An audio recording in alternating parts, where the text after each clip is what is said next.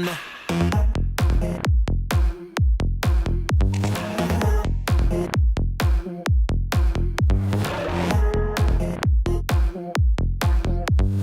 Walking on the moon.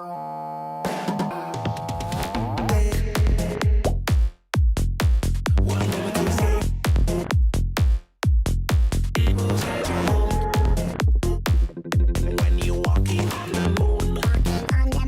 Walking on the moon. Taste your happy place. It will change your groove. When you're dancing on the moon, dancing on the moon. We dance again. All our trouble seems to fade away.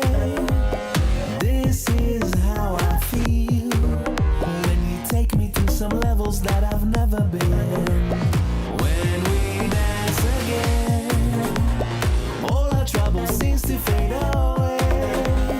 This is how I feel when you take me to some places that I've never been.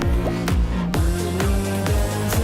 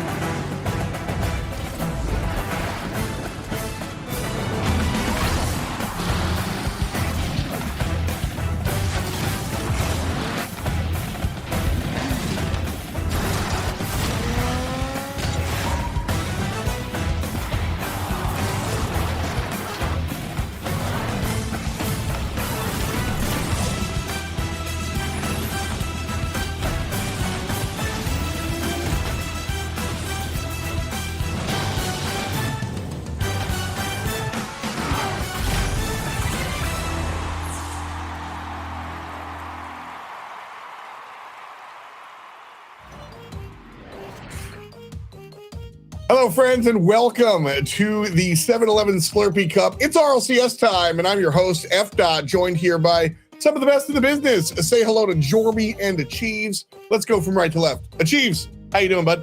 I'm doing great, thank you. How are you, F. Dot?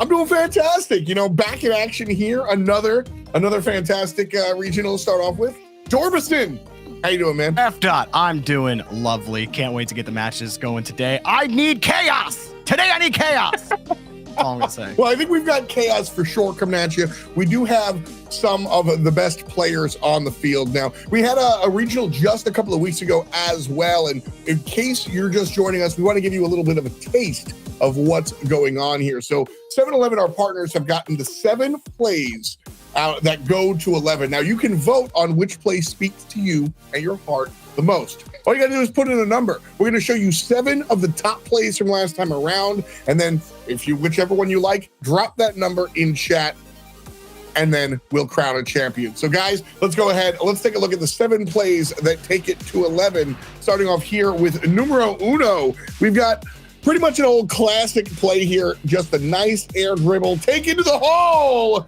and scored just like that to Rogue Co. You like that? No, it's okay. Wow, I'll give it to you. Number 2. Look at this. 1, 2, 3, 4, 5, 6, 7. Oh my God, how many times is it gonna bounce off the post, the cars? Everybody's doing pinball. I didn't know that this was pinball. It's car soccer, but that one goes in. Honestly, just gets in for the sheer craziness. Chaos for number 2, but number 3, of course, another double tap off the backboard all the way with the stretch from beast mode. Everybody on Space Station Gaming doubting him should not. What a delivery. Number 4. Look at off the right sidewall, getting a lot of work today. Ceiling reset, got bumped, doesn't matter. Still got the boost, got the dunk. That was so clean. Let's see it one more time. Look at him. The ceiling reset. Gets bumped. I don't care. There's another defender. Who's that? Get dunked.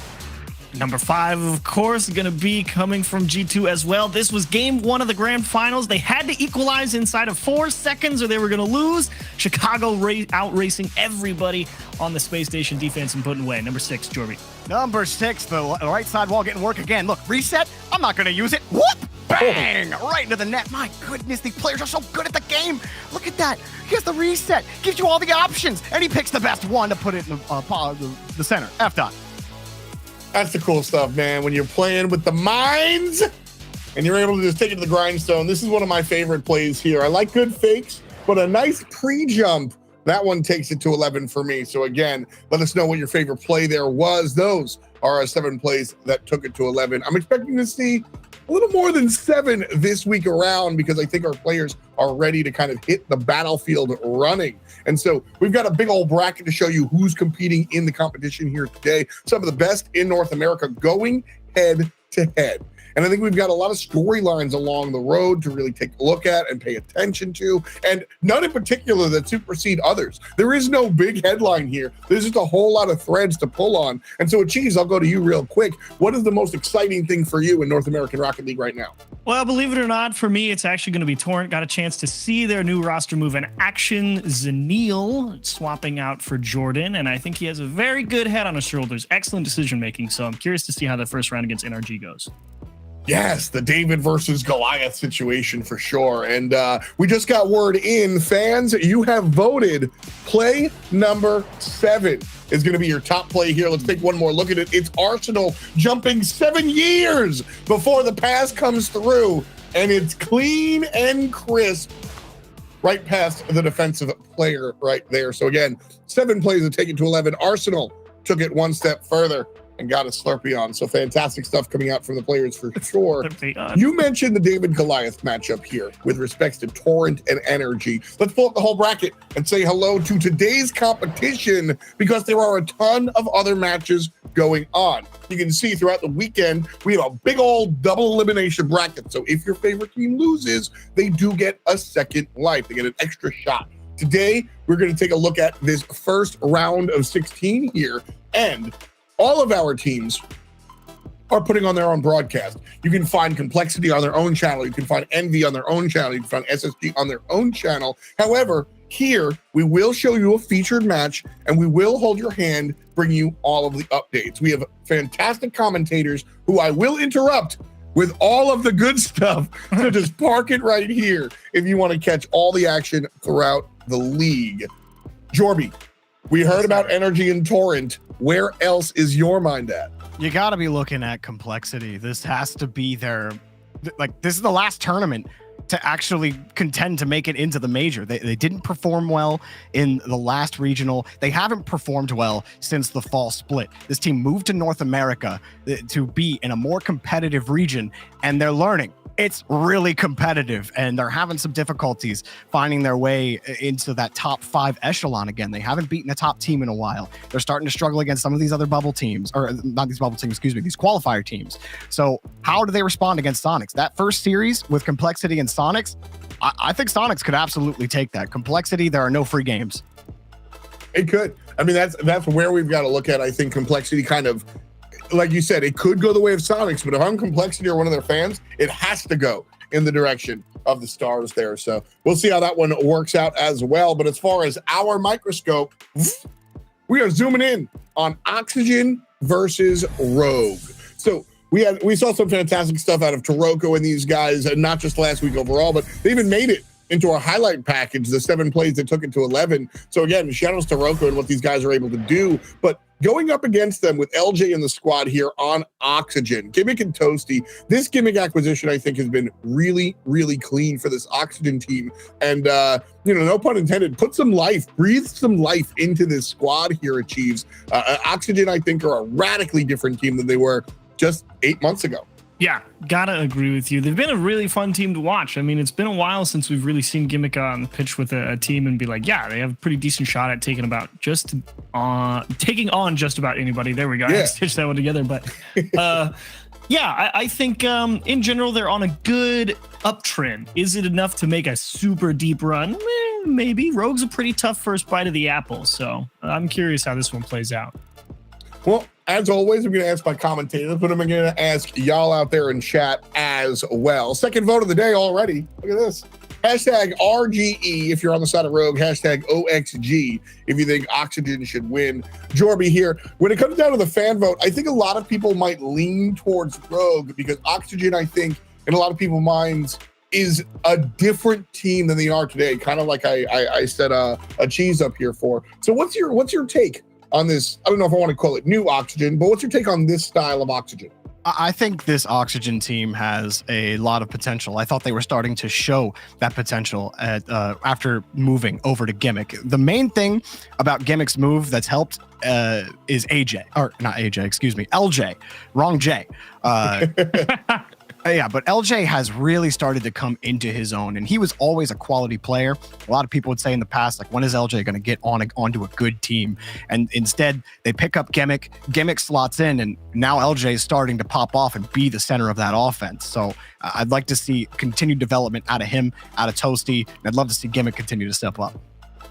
Yeah, those are players. When we look at players like Toasty, when we look at players like LJ, they're players that have they reached their ceiling? Probably not. Can they do some more work on their own? Probably. But by bringing the team to them, all of a sudden you have an environment conducive to elevation. And I think that's what we're looking at here with Oxygen. And we might see these players who have been, I don't want to be disrespectful, but perhaps stagnant for a while, actually get a chance to take a step forward. So it's going to be very cool to see Oxygen do their thing. Fans vote. Coming in hot. And the Verizon fan vote says that 58% of folks out there in chat are on the side of Rogue. And I'll be honest, this is a nice spread, and I think closer than I might have anticipated. We spent a lot of time talking about Oxygen here at Chiefs, but Rogue on the other side, I mean, this team, perhaps we've spoken about the green and black because Rogue has done a lot of talking themselves lately. Rogue is spooky, to say the least. There's a lot of potential in Rogue. It's kind of like you looked at FaZe Clan for a while there, and it's like, they could do it. And then FaZe finally got it all together. Now they're like, boom. When you look at Rogue, and that's a very similar setup, I think. And it's like, they could be the next great team in North America. It's just a matter of, does it have the consistency and to really piece it together for a long enough time frame? But Rogue is dangerous. I would not envy playing Rogue first round if you're anybody, that's for sure. Well, Envy's not playing Rogue. It's Oxygen, so you guys are going to be totally fine. Game 1 starts now. Boys, it's all you. I was going to say, I think a big question mark for Rogue fans last regional was Aqua. People felt like, and for my own mark, I did feel like Aqua didn't look his best last regional, and it was more Taroko that looked like the best player on the pitch. And I think that could really make Rogue that scary team that you're talking about achieves. If Aqua and Taroko are get on the right wheels together, then that could be dangerous for any team that they face in this tournament. Oh my goodness. But there's LJ on the other side of the pitch. Like this whole drive, he's inspired by Pashy 90 with the car, and how about just a full court dribble and the perfect cut into the back side of the ball to scoop it all the way to the back post as well. Man, that was smooth. A nice start for LJ. And Toasty just going to let that one pop up to the ceiling. Another Dominus main in a C that's getting shallower and shallower in the RLCS as time goes on. Not a lot of Dominus mains left. It's Cash even switching over to Octane. He's retired the Dominus at Chiefs, so. That makes me sad. I know. Just because more people are seeing some real tangible benefit to extra challenge height on the wall and easier dribbles and, general control and consistency doesn't mean it's a dead car, all right? It might be dead. But Taroko going to pop that over to Gyro, and a great redirect from Taroko to Gyro. Rogue tied up. Really like seeing Gyro have a nice goal to open things up. A lot of people have been wondering what Gyro's plans are going forward. He's been on a lot of on-top teams, and it's kind of been a downtrend in terms of where he's been placing for a while now. So good to see him start popping off with a nice quality pass into the middle. Really keeping Rogue in the game here early on. It does seem did they give it back? Oh, they do. Yes. He tried to find the read. Gimmick gets a sneaky double touch. That's a great kickoff as well. You see Aqua come up and pull off thinking he's going to have a better read, and he did, but he was just going too fast and ended up veering right by the back wall. Didn't quite have the read.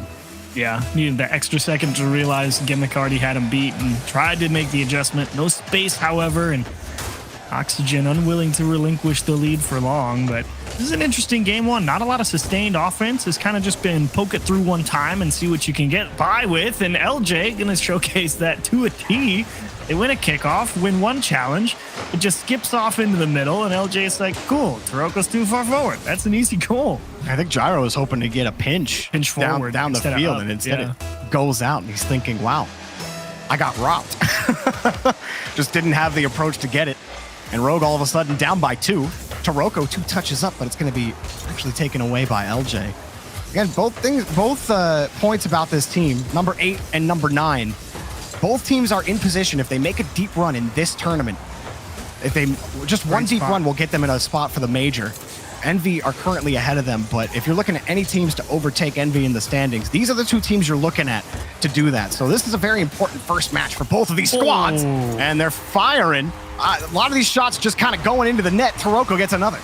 Yeah, he's just chasing this one down, and LJ, not a bad catch to be honest, but Taroko reading the game brilliantly, really positioning well and understanding where that clear is headed, positions himself well. It's a nice pinch back towards the net before Toasty can react, and again, Rogue clawing back to within arm's length. Pass to Aqua, not quite over Gimmick's head, and Toasty not having to do anything off the backboard will let LJ come through. So I'm curious what you think, Jorby, with double elimination and in the format here for this split as it pertains to teams like Oxygen and Rogue. Because like they're teams that are right on the bubble, like could secure a major spot. And I noticed last time after watching Regional 1, the day 1, I was like, I forgot how stressful double elim is. And I don't know if that's a boon or a hindrance for teams on the bubble. I do feel like it's a boon for teams on the bubble, because it's top teams that have to earn their salt, right, in those tough situations. So like, think about Rogue in the last regional. They took down NRG. They swept them. I mean, it happened here on this stream. And we both, it was Spaceman and I commentating that one. And we were both just kind of surprised that Rogue had taken the fight so easily to NRG. But that's the kind of surprise that this kind of format can give you. Gimmick gets another pass out in front. Game 1 going Oxygen's way so far. Really solid pass from Toasty off the wall here, and there's the benefit of the Dominus. The extra length just edges out the timing on that challenge, pokes it across for Gimmick. He'll slot it home, and they really don't want to let Rogue back into this one. Got to be surprised at how easily a lot of these goals are going into the net. Gyro may have a chance to score this one. Oh my gosh. So close, but definitely a little too tight across the line. Taroko and Aqua trying to prevent counterattack downfield, but LJ progresses over to Gimmick, back to Toasty, and has split the gap. They could not stop the transition. 5 goals for Oxygen in game 1. I don't blame them for not being able to stop that. I don't know how you read that touch from Gimmick if you're on the backboard, and 2, if you're Aqua on the ground. Good luck trying to figure out exactly where the shot's coming from. That ball's moving way too quick, top to bottom, left to right, no chance. 3-5. I think game 1's chalked. I don't know how you work your way back 3 goals in a minute and a half. Nice little pass between Gyro, Taroko, and Aqua goes for the score catch. it. That's a beautiful play. Yes. Delivers the strike. Gyro scores. 4 players involved. There were only 3 players on the field. 3, 4, 5, and I believe 2 touches before the replay actually started. 7 straight touches for Rogue. Nets them a beautiful goal. But is it enough? That was a joy to watch, though. We don't get a lot of passing plays like that, even between teams at this level. With the top teams, it's always just, supersonic challenge, air dribble challenge. Everything's a challenge. Every now and unless you're playing face, then you get the pass for free. But other than that, you don't get like pretty passing plays like that very often anymore. And that was a good idea from Aqua to catch it. So often players will just take that shot when they get that 3rd pass out. And you think, okay, we got to get rid of this ball. Somebody's going to challenge me. But Aqua, seeing the space that he had, it finally wakes up in this series. Rogue still down by 2, probably still looking towards game 2. One more? Okay. Good stall from Gimmick, but I definitely agree with you. That's certainly not the mentality in terms of how you tend to approach offense these days. It's a lot more of the get the ball on the air dribble, maybe go for a cheeky air dribble bump or find some type of sick dig out of the corner towards the midfield with a demo and pass to Toasty, no chance. Wow. Oh, look at Aqua here in the net. I mean, what are you supposed to do? Your teammate gets beat on the challenge. It pinches across. You're on the near post. You gotta cover the net. And Toasty just hits this gentle poke over your shoulder into the corner. I mean, Aqua's dead to rights. That's tough.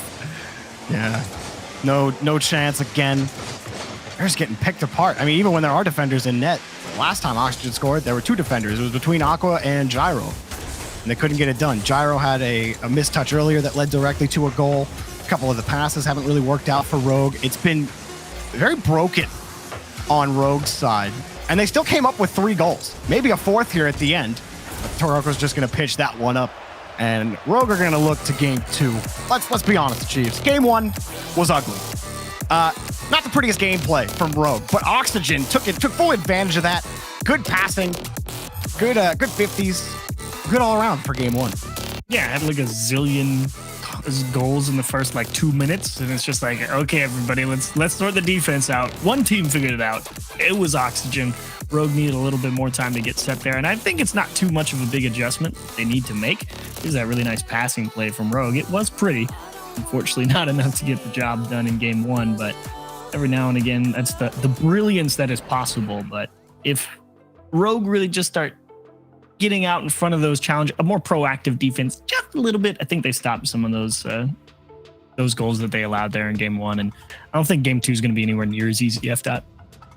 Well, I mean, at least they're awake. Like, I can tell you that much. Looking across the league, everything else is like 1-2 goal games here. Yeah, we got almost 10 goals all together. So everybody running for it for sure. I mean, everything here starting out, it's too early for me to give you any updates. Visit our team streams for sure. But once we get into the nitty gritty, I'll toss you out some updates. But for me, watching this Rogue Oxygen matchup, this has been, I put my feet up. I'm enjoying. My mic is on during the match. I'm just listening to you guys. It's high action and I'm chilling.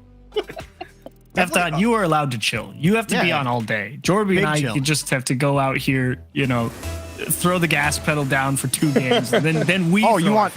Wait, you want the gas pedal? Yeah, give me the gas, Jorby. Let's go. Wait, is the gas really going to work well on Aquadome? I don't know. That's true. Look, I don't want to get into Rocket League lore at all, but I don't really know how they get all these fish down here. It looks like Atlantis down here.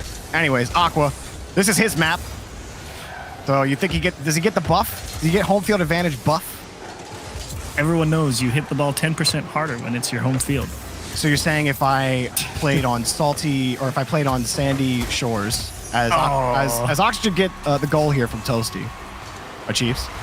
This just kind of collapses here in the corner. Taroko, that's actually the right decision to go up there and try and take that one away. Just didn't quite get the read, and Gyro really kind of hamstrung in the net. Not really sure if he even has a good line to even take there. Really just needed his teammate to buy 1 or 2 seconds or at least change where the ball was headed. So tough break there for Rogue at the start again. I don't really understand what's happening to Rogue's defense. Oxygen just keep finding these holes in front, and they're not able to command the pitch at all. Aqua's touch there, really weak out into AJ, was hoping for a better pass from Gyro. Taroko wins the 50 in midfield, but Gyro has to wait for Oxygen's touch. Toasty gets deleted on the play. Aqua tried the wave landing in the challenge, and it does kick the ball back over to Taroko.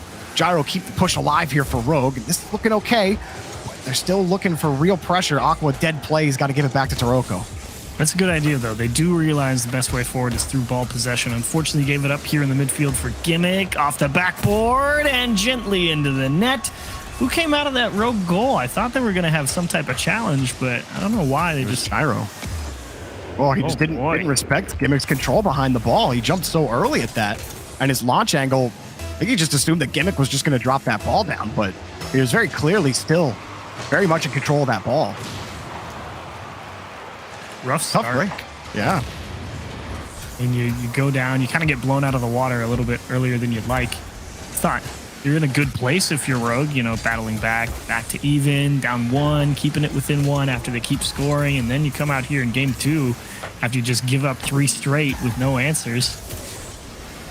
You're down 2 already. This is a very, very tough situation to be in if you're Rogue. You don't really feel like your offense is clicking. Communication certainly seems a little bit off somewhere along the line. You felt like you had something good to build off of the last regional, too. To start out like this against Oxygen, it's not a good sign for Rogue. They do have one more. I mean, they still have 3 minutes in this game to get it figured out. And even if they can't, they got one more game to really settle in and figure this game out. Aqua dropping it down. He's got the idea, got the 50, and finally they don't score. Aqua denied. He had no boost, couldn't have the power. Rogue gonna try again. I do think if he had any amount of boost, he probably has enough mustard on it to get it through there. As Gyro, actually, I thought he was going to punt that up the pitch. Instead, goes straight sideways and goes for an aggressive demo. Now he's out of position, and now it's Oxygen with the power play. Look at Gimmick freeze out Taroko. That one's on the goal line, and thankfully Gyro was able to make it back in time. But can see Rogue definitely willing to try and make some aggressive moves to give themselves extra space to work in, but they don't quite execute. They find themselves in the disadvantageous position. Taroko denied by LJ on the orange goal line. So none of these touches are getting it done. Gyro got the 50. Aqua's ready for it, but Toasty. A simple touch out to LJ, a little musty on it, and Taroko puts it back over to the corner. Taroko also trying to clear the path for Gyro. Rogue's starting to grab the ball a little more often, but as soon as they get to those corners, it's impossible to get any offense going. Another flip up from Toasty. Gimmick losing his challenge, but LJ's right behind him. The follow-up's really clean here from Oxygen. Demo from LJ. The slowdown from Toasty. Gimmick's in the air. Saved by Gyro. Had to jump up for it the last second. Rogue got deleted on the play. Here's Gyro. Another chance at it on the turnaround. Aqua was expecting a different 50 and comes across. A lot of optimistic positioning here from Aqua. Keeps finding himself in the wrong spot as Gimmick flips this one up and Oxygen get out. Shadow defense there from Akaru as well, but again, this positioning from Rogue is really just get aggressive and see if you can make it work. It doesn't feel like they're really placing the ball where they want, more placing the ball where they can, and they're not even positioned to handle that particularly well. Taroko dropped into the middle, great pressure in the net, but Gyro just doesn't have a shooting lane. Maybe Rogue could have got themselves back into it here, but time under a minute now. Again, not sure if there's quite enough firepower with that demo, but can Aqua do anything with it? Takes a nasty roll up the wall, and it's tragic. Back over to the corner. LJ push the ball up to the ceiling. Rogue trying to work those corners, and it's taken away again, broken up. You saw Gyro dive in as that follow-up, and then completely lost the ball. LJ puts in another one. Oxygen will not break, and Rogue have no answer. Strain, get crushed. Toasty absolutely obliterating the Rogue defender in the midfield there on that challenge. Goodbye ball, goodbye game 2. Rogue gonna have to find some type of reverse sweep, or it is a very early entrance into the lower bracket. You're the smart guy in this booth, Achieves. You tell me what's going on with Rogue. Like, why aren't these pushes working? They get midfield. They got the push, but then they just lose the 50, and then all of a sudden, the back end's wide open. That's right. That's exactly it right there. Aqua just has to poke that ball across because they're positioned so aggressively, but they don't quite have the command of the ball when they're positioned that far forward to actually do anything with it. And so they end up just kind of having to dump this ball out into space and see if someone's had enough time to go grab boost and maybe get there in time, whereas Oxygen are just like, yeah, we're up 2. We're rotating deep back. Like, throw us the ball some more, please. Thank you. Like, well, a chill 2-game chill lead. Yeah, for Oxygen. They have not had to work much at all in the series so far. It has been clean rotations, clean touches, and F-Dot a clean 2-0. What do you make of the series so far as we look at the Mobile One High Performance replay? I'm looking at that. I'm looking at Toasty coming up. I'm looking at a lot of what you guys were talking about in the early stages of the day, looking at Oxygen and seeing how all these players are able to step up now, and that's what they're doing, of course. But I'm also looking around the league real quick, and we've got some surprising results, so some in-the-middle results, right? We're 2 games in, and so the Sonics are 2 above complexity, which, this is sort of what we were thinking, but Xstats 2 above Space Station Gaming right now, which is a little bit of a surprise there. What? Okay, all right, keep going. Envy is 2 over Ghost Gaming right now. Reminder, in like a couple of weeks ago, Ghost was the team that took down Energy, Envy, and V1. Fun fact, Envy knocked out Ghost Gaming last time, so you got kind of this one more time. But Torrent just scored goal number 3. 3, 2, 1. Call it. Torrent is 2 above Energy right now. What? The General Energy are on match point versus Torrent HQ. Shout out my man's Wave Punk and Turtle who are calling that stuff. Kinsey, Zanil, and Magic Bear here. Where is it? Shots on goal. 6 shots out of Kinsey. Oof. And only one of them went. But that's the story of the tape, is that Torrent are able to shoot versus the General NRG. We'll see if they're able to take it, but we're back in a game here. Game number 3, Oxygen are leading 2-0 above Rogue. Jorby, take us away. I wanted chaos today. North America, step it up. I mean, you got to close. So Xset, you know, I'm not rooting for anybody in particular. I just want the chaos. Xset beating Space Station, that's chaos. Torrent beating NRG. If NRG go to the lower bracket this early, they might not even make this big major. That's crazy. Oxygen and Rogue, this is a big opportunity for both of these teams to inch up in the standings. If the top of North America is looking shaky, this is where the 8s and the 9s have the chance to finally take the next step, the next rung up the ladder. Oxygen are looking like they might do it, but Rogue, they need to find the urgency, the energy. They were the team last regional that beat NRG 3-0. Nobody anticipated Rogue playing as well as they did, even with Aqua not looking at his best. They haven't looked good at all in this series. They have to get something figured out as Gimmick, his shot saved by Gyro at the start. Really liking the consistency of the approach from Gimmick to Roko. Huge save. Gyro needing to secure his boost there. And Rogue working out of a couple tight spots on defense. Fortunately, kind of having to give the ball away. Again, that aggressive positioning just puts them a step too far forward to actually make a solid play on the ball. And if Rogue, I just want to see him, like, I like aggressive positioning. Like, watching Europe last week, I was like, geez, these guys positioned like madmen. But, like, they were positioned so perfectly that it still worked out. And here it looks like Rogue is trying to do the same thing, but they're just in the wrong spot. And so they're getting walked all over in the midfield a lot of the time. That's the biggest difference, though, right? Like with Rogue's positioning, it's been like Second Man has been positioning for where they want the challenge to go. They're just playing as if their teammate, their first man's going to win the challenge. But I think the major difference between like the European teams you're talking about is that those teams position to give themselves the most options. They don't pick an option and then hope for the best. They give themselves as many options as possible, and that's why their positioning looks so fast. Aqua has to stretch for that save. Gimmick gets in front of this. LJ freestyling in front of the box. Got the reset, got the dunk. He was not going to be stopped.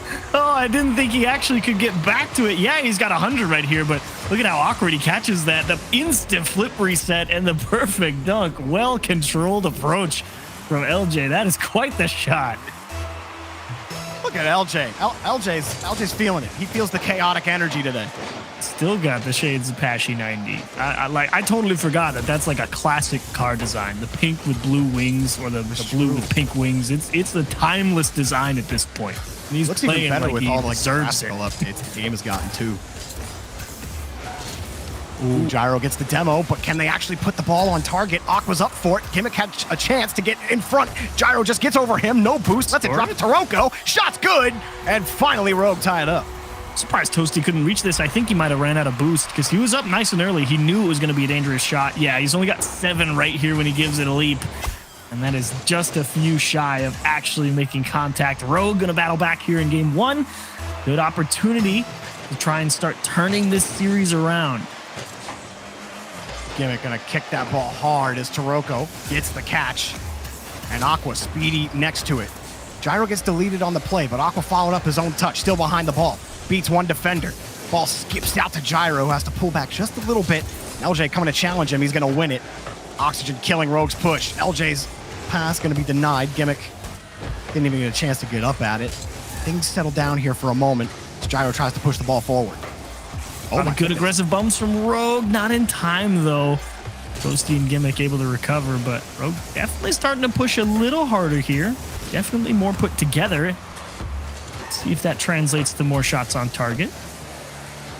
Nice little roller here for Gyro. Tried to find the right side, or the left side, excuse me. He had no boost.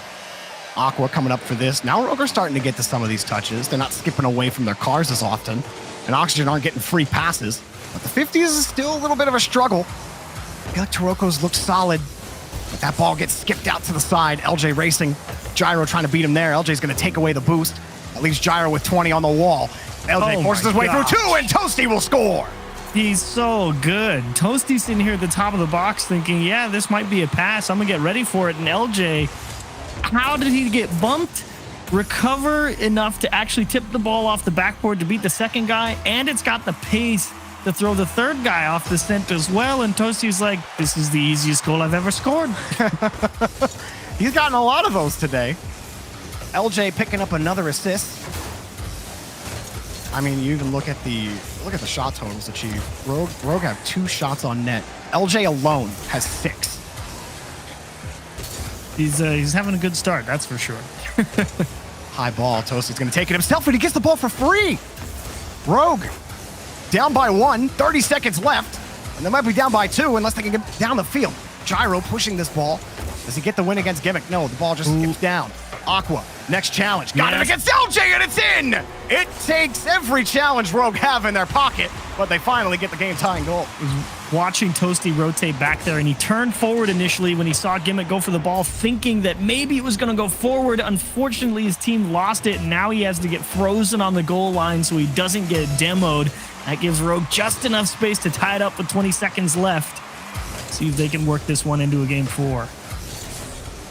Aqua, hard touch off the back wall. 2 touches, goal!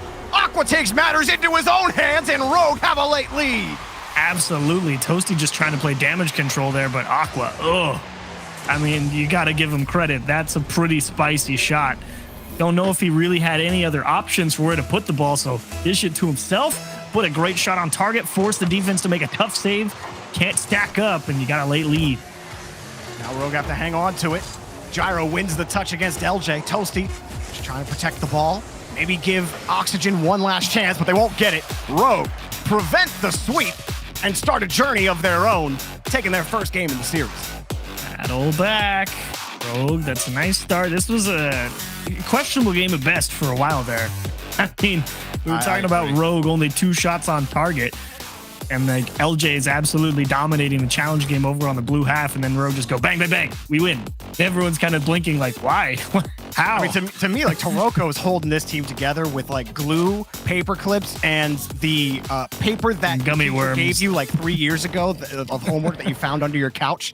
Like, yeah, that's what's being held together on Rogue right now. Yeah, Aqua's double touch was really good, but I mean, like Toroko kept this series kept that scoreline from being like, 3, 4, 5 to 2.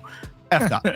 Thoughts? Which is what allowed them to kind of stay in and get it going. And, because of that, we actually have a series. That seems to be the take across the league as well. We see Space Station winning, keeping themselves alive here versus XSET, and Complexity did the same thing going up against the Sonics. Now, Envy does complete the sweep. 2-1 in the last game above Ghost Gaming. So Ghost Gaming is going to sit down, as well as version 1 getting the sweep here. But my eyes, dude, I'm still staring. We are in overtime. Torrent versus the General NRG tied at 2. We're going to jump into game here with the Oxygen Rogue series, but I'm not going anywhere. I'm going to let you know who wins this NRG matchup without a doubt. I'm pretty sure that are PK beating G2? Is it 2-1 in that series right now? Yes. Oh my goodness. You asked for chaos, just but you've ended channeled it. It's Friday the 13th. This is the perfect day. I'm so happy right now. Look Can what this you've keep done. happening? This is beautiful. Oh, Slurpee gonna score that? Oh, he got bumped to the ceiling. There's Aqua, and he can't quite turn it in. Rogue and Oxygen, we got to get back into it. We'll find out the rest of the league in a moment. But what a start. This is quite a first 40 seconds for Rogue. A lot of dangerous pushes over onto the orange half, and apparently Oxygen kind of scrambling to control the ball a little bit. Gyro gonna kick the ball hard again. Saw Toroko picking up a demo on the backside. And Aqua's gonna force the ball back over to, or he's gonna be forced back to his own corner. As Toasty falls back onto the ball, but Gyro sneaks underneath it. Rogue are having some early issues staying out of their own half, but Gyro barrels by AJ. Aqua's got no boost trying to follow him. Toroko trying to prevent the back end from getting blown apart as he puts the ball back over to his own corner. Okay. Ooh, awkward here. And nice control from Aqua. I mean, that was going to be very scary for Rogue if they didn't figure out how they wanted to approach that defense there quickly. Could just feel kind of staring at it, and now they're going to be staring at their top left corner. Gyro's going to poke this one through. Gyro, great first touch, and used all of his boost to beat Gimmick to that ball. Really just the speedier player. I don't think Gimmick was in the worst position to try to get to that ball, but Gyro just sped right by him to get the double. Excellent job. Oh, LJ sees Aqua. He's got him beat. Toroko's got the carry. Good protection by Toroko, and flips it out. That's been the thing that's really impressed me about Toroko. Even in this series, he's been able to do that, be that breakout for Rogue. But it's just been holding that in the orange half for Rogue that's been the hard part. This time they've really started to stabilize, and they're starting to capitalize on those kind of breakouts through midfield. As Oxygen try to push forward again, they're starting to lose control of the series. Ooh, and Taroko with space. Oh, LJ just able to get around the outside of the ball to tip it into the corner. Rogue, like you said, definitely pressing much harder, far more in control of the play. And that one, everybody misses. Taroko, I don't think he thought was actually going to have a free shot on net there.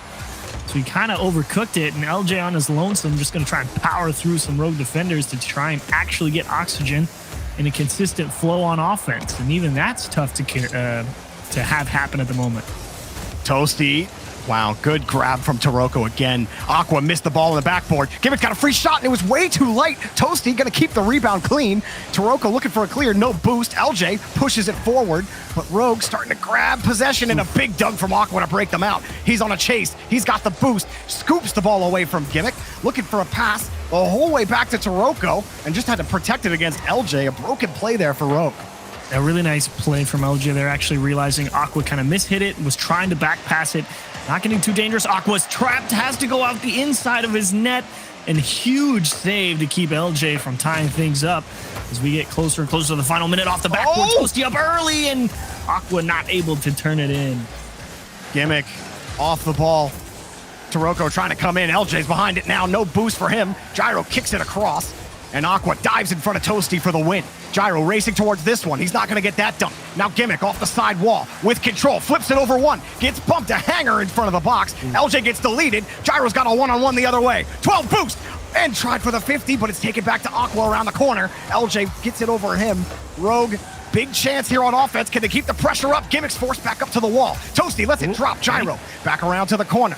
Gonna take his time against Toasty. Slips around him. Back over to Aqua. Slowed it down, and Gimmick's all over it, breaking up Rogue's assault.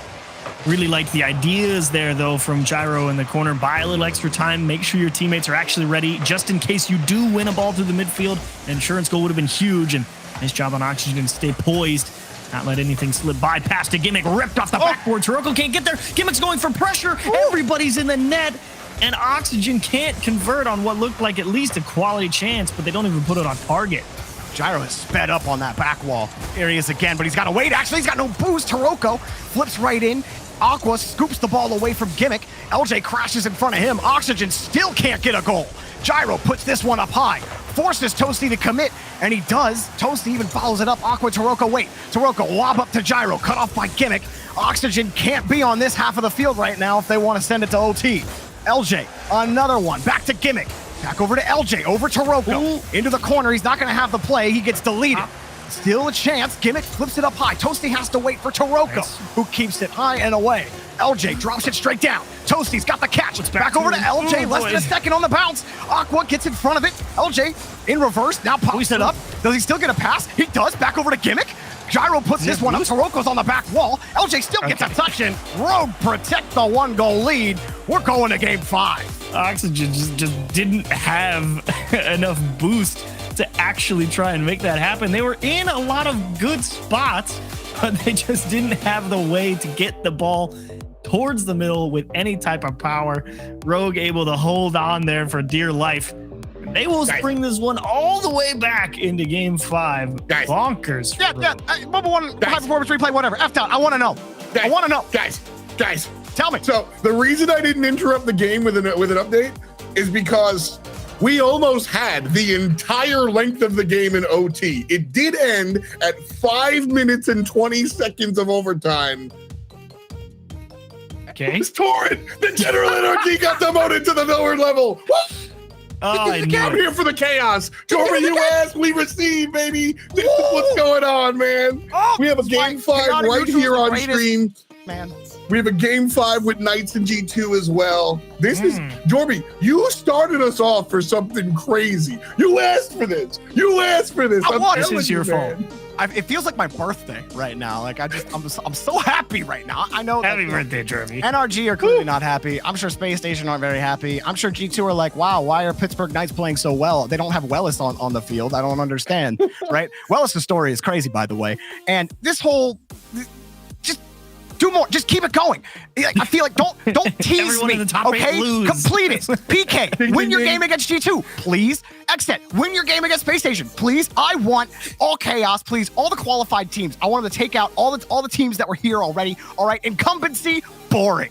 All right, parity, boring. I don't want to know who's gonna win. I don't want to know. Last update before we hit Champions Field, Complexity completes the reverse sweep and comes back against the Sonics, and they win their matchup as well. So 5 minutes on the clock. Let's see who wins. Rogue, Oxygen, all y'all. Oh man, the day has gotten off to a raucous start. I mean, even this series achieves. It started out real shaky, but Yeah. Rogue really came back into form, and Oxygen have struggled to get Score offense it. going. No. Toroko just misses it. Unfortunately, ball skipped a little high above his car, and he didn't have the boost. I'm greedy. I want to see cool goals like that where you get bumped and you just have enough to actually string it together. But that's okay. I will We be had patient. one on the 7-Eleven top 7. We did, didn't we? That's, did. Okay. It was beautiful. I And feel chat voted for the refreshed. free jump, so that makes you. Of You know, course. chat. That's a giant L, honestly. It's a giant L. We'll get it next time. It's okay. Ooh, LJ winning that touch against Aqua. This LJ Aqua matchup, really most times I feel like has gone LJ's way in those 50s, but Gyro and Toroko pushing down the field. Aqua putting it up high. Didn't have many places to go. He had the entire net covered. And just did a good job protecting the ball. Back over to Gyro. Can't get the 50 against Gimmick. LJ trying to protect it. Extended stay here for Rogue on offense, but only a couple of quality opportunities, and they just got caught out, and somehow Aqua dives back for the save. Our best tool for Rogue right now might be Gyro in the corner. Dude's tying Oxygen in knots over on that side of things, so give him the ball. He'll make something happen. Toasty pushes that ball in again. I'm telling you, Chiefs, I can't hammer this home enough for people listening at home. Like, for these two teams, this kind of bracket means it's such a massive lift to your chances to make the spring major. And Oxygen know it. Toasty diving forward. They had two interesting challenges in front. I mean, Toroko like kind of gets bumped, and Aqua's thinking Toroko's going to hit the ball, so he's coming full steam across his own goal line. And after seeing his teammate gets bumped, he's like, "Oh no, I have to actually try and make a play." And Oxygen is like, "Ha!" Oh, Gyro pops this one up. Really, the challenge popped it up, and Toroko's forced to put the ball back down. Still feel like Rogue, they've got the midfield presence to stop these transitions, but then it's always the follow-ups when it comes down to it, when they're down. It was a tough first goal to allow as well if you're Rogue, to be honest. I mean, you really started to feel like you're stitching things back together, and then you give up a goal like that where you just know that you definitely could have made the play. You've just been a little more disciplined on your approach, and now you kind of have to see if Rogue get a little antsy and start stepping on each other's toes again like they did early on in the series, and it was costing them quite dearly. Ooh, LJ got a good skip, a good shot, but it's off the bar, and Toroko, whoa! That was crazy. Gimmick. I just wanted to see the perfect bounce into the midfield for Rogue, and they score. That would be the most Rogue goal ever. Because of course, you know. Spaceman's mauling in the corner right now. Nice little flick out by LJ. But that's all he's really been able to get. He gets these hard touches out towards midfield. He might get the 50, but they haven't really gone his way. Look at this catch from LJ. Almost got bumped. Toroko right over him. Nothing really forming here yet for Oxygen. But LJ's actually got a great catch here underneath on the reset, and unfortunately just kind of lost control at the end. Gimmick flips in front for this one. Got the 50 against Gyro. Oxygen. And they can hang here with time as Gimmick gets the push. Didn't get the bump onto Aqua. Aqua looking for a way out now for Rogue. Finally breaks them out. Steals the boost, but can they get a shot on net? Aqua sets it up in front of the box. Toroko squeezes it into the corner. Way to go and get it to Rocco. I mean, Aqua was just pressing and pressing and pressing as long as he could. And that little tip on the ball that stalls it against the sidewall there and just lets it slowly drop in front of the top corner. That's the tiniest window, and Toroko more than happy to try and jump all over it. Huge play for Rogue. Chiefs, it's a great conversation, but NewsDot has an update. We got 90 seconds left in this tie game here in Game 5, but no more ties elsewhere. Xset in Game 5 takes down Space Station Gaming just like that. Oh! So I'm watching that one. Upset alert. Back to you guys. It's a good day in North America. LJ trying to jump on that ball. Gimmick up there so fast. Taroko trying to scoop that ball up quickly. Now with purpose and 30 in the tank. Toasty takes the ball away. Aqua trying to dive in front, but the 50s are hard to come by for Rogue. Gimmick wins it clean. Beyond the midfield. Across the box. We'll push it back. Okay, a big chance here for Oxygen to actually set up an extended stay here. See if they can pull that off. And wow, they both rotated so deep back. They let Rogue out for free. That's tough. Ooh, Gyro skips that ball upwards. Oxygen now in a position where they have to respond. Rogue in game 5 are coming alive. The bouncer up above the post, and there's Gyro with 19 seconds left. Rogue are gonna scrap their way out of this series. It's just through everyone. LJ actually gets beat, and Toasty gets bumped. The last man in the net in Gimmick is like, guys, there were 2 people in front of me. I didn't think I'd have to make the play, so he can't defend the top of the net. And now it's Oxygen who are stretching with 16 here. The fake! Toasty misses!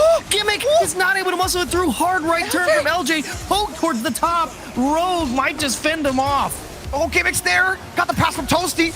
Back again for Aqua. Gets a big clear. And Oxygen! Aqua! Does he do it? Wait, no, it's still in the air. There it is! Rogue reverse sweep Oxygen in the first round of the tournament. We've swerved, twisted, whatever you want to call it. There's a lot of spins happening. I'm a little dizzy. Rogue take the victory in emphatic fashion. And the North America region today is absolutely crazy. I'm excited. Oxygen, they really had control of this series, but as I was saying earlier, Achieves, like, I felt like it was off the back of a lot of Rogue errors. And then as soon as Rogue clutched up and they got the 50s, they got the follow-ups, Oxygen's offense disappeared. There was nothing there. Even after that, though, I don't know. I never really thought that, like, Oxygen was actually going to slip up. That was, oof. Yeah, that's I know. Tough. I mean, way to battle back, Rogue. You got to pick them apart when you got the chance, but crazy. F. Dot, who else managed to give Jorby another birthday present? I think you're muted. I am actually. Well, that's good because I cut you off, so it all works out. Teamwork makes the dream work, and here we've got Rogue absolutely going to sleep, but in a good way. You know, the dreaming thing? Anyway, my dysfunctional analogies alone. Rogue here. This Oxygen matchup, I think, was one of the more evenly matched up, well, matchups. If you look around the league and you see some of these like crazy upsets, I mean, listen, all of our YouTubers, all our creators were saying that XSET versus Space Station was likely to be an upset. There was absolutely a case for that to be made. And then here we go. We've got that upset actually come out here. Everything else, you know, phase over Accelerate, no disrespect to Accelerate, but you're new to the club. You got to make some moves here. So this is what you kind of expect. But like, you know, happy birthday, Jorby, dude. Like, we have all these crazy matchups. I'm got my eyes. It's got to be Torrent V1. All right. Yeah. G2 wins their matchup. So a little bit is normal in the world, okay? Come on, G2. You've already qualified for Worlds. Just lose. Just Just lose. Come on, man. No, never. I mean, it's not like we would have saw Wellis anyway because he's the sub, right? But anyway, sorry, F. Dot. Continue. No, it's cool. I got a chance to talk to Carlos recently, and he is all about this G2 squad. And he was like, "Listen, man, you know, we want to be up on top here, and well, 5 games against Pittsburgh Knights is probably not how you want to start things out, but pushing forward, G2 maybe a little bit cleaner here." Before we go to break, I want Chiefs. I want your take. Out of the upset teams, the crazy ones, who do you think goes furthest? Oh boy. I'll give you the next matchups. I'll pick XSET, I think. I'll pick XSET. XSET goes up against Envy, version 1 Torrent, and then FaZe Clan versus Complexity. You think XSET takes down Envy? I think the 2 biggest upsets would be Torrent and Envy, if that counts. Or Torrent and XSET, excuse me. So sure. I don't know if you can count Complexity versus Sonics as an upset, so not sure. All right, I'll give that to you. Jorby, we'll give you a chance to talk after the break. Round 1 done. We'll be back with the RLCS 7-Eleven Slurpee Cup after this.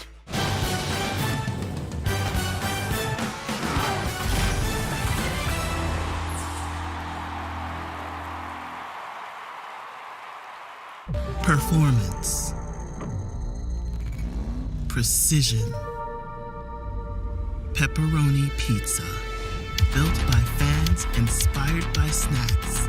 Model 7-Eleven. Win it.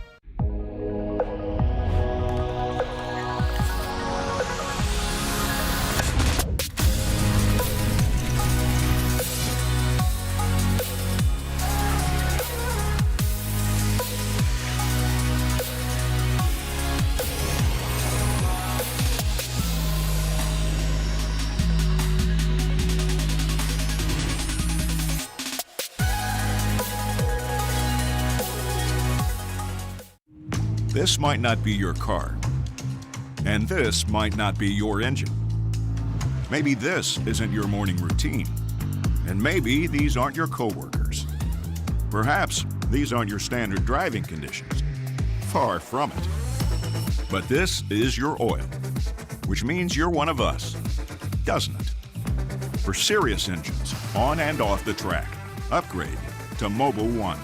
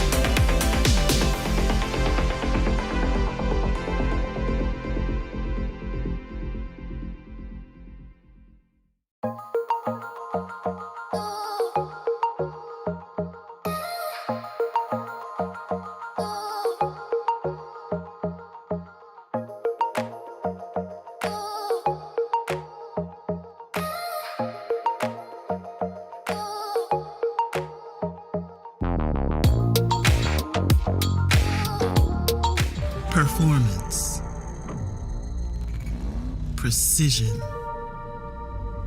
Pepperoni pizza. Built by fans, inspired by snacks. Model 7-Eleven. Win it.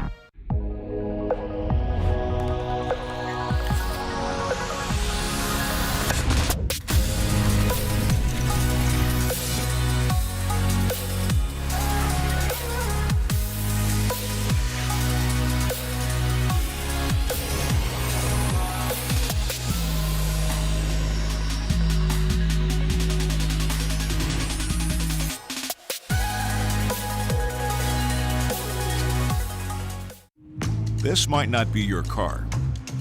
And this might not be your engine. Maybe this isn't your morning routine. And maybe these aren't your coworkers. Perhaps these aren't your standard driving conditions. Far from it. But this is your oil, which means you're one of us, doesn't it? For serious engines, on and off the track, upgrade to Mobil 1.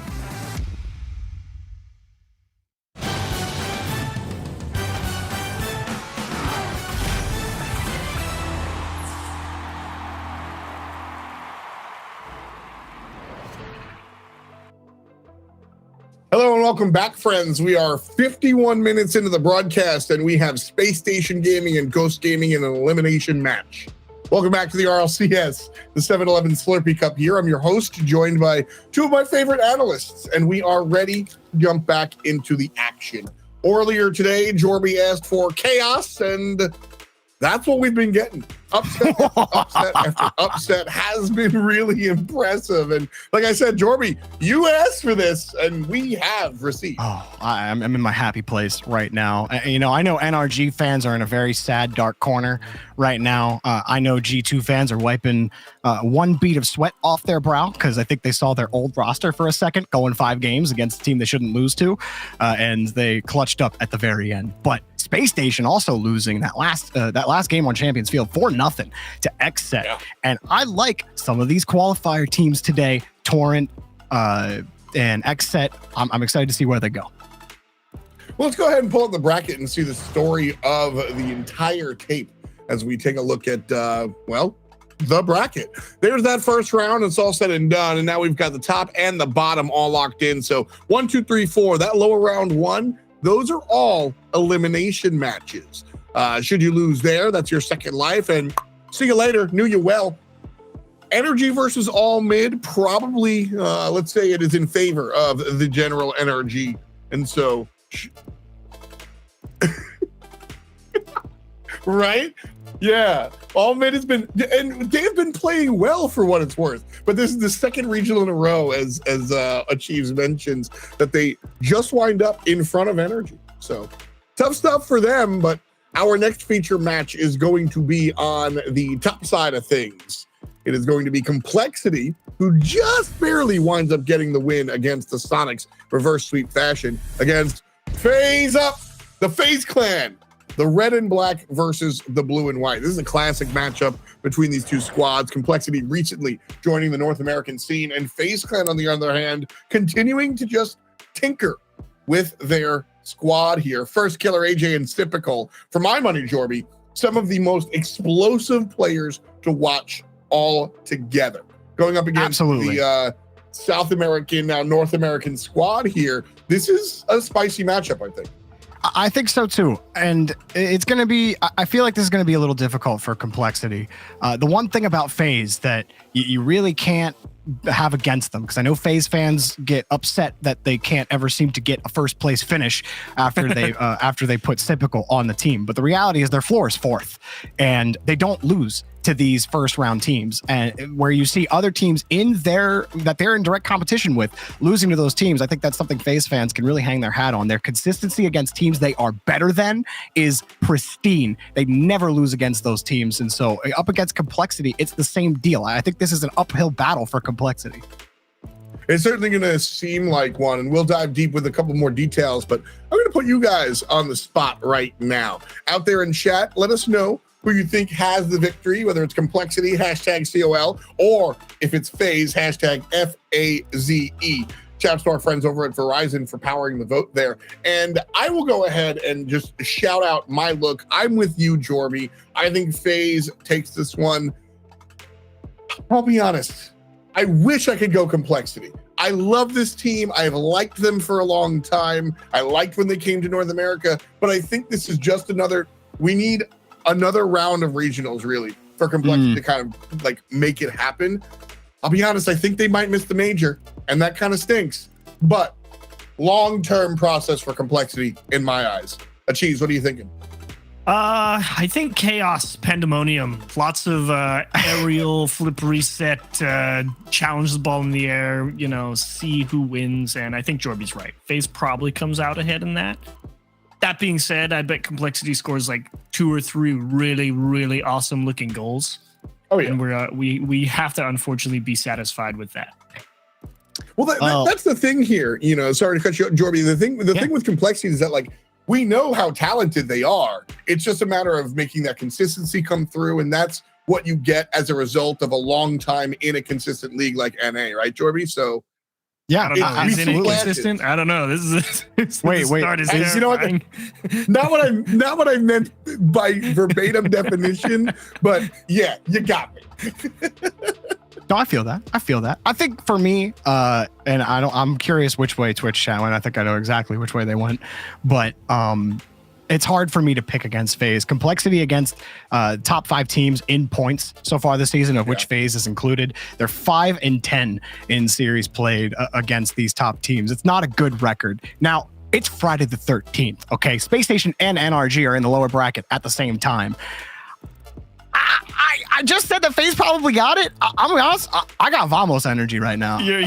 I got Vamos energy. I think Complexity are gonna take this. I don't know why. I don't know. I like FaZe. They totally crushed. Feeling it? They totally crushed 3-0. I have zero tangible logical reasons for this, except for the fact that today is chaos, and that's where I am today. Is straight chaos. It's Complexity.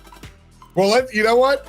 Game 1, I think, is ready here for Complexity versus FaZe. You've asked for chaos and we've received, so maybe this game will continue that on. Round 2 of the 7-Eleven Slurpee Cup starts right here. You're watching the RLCS.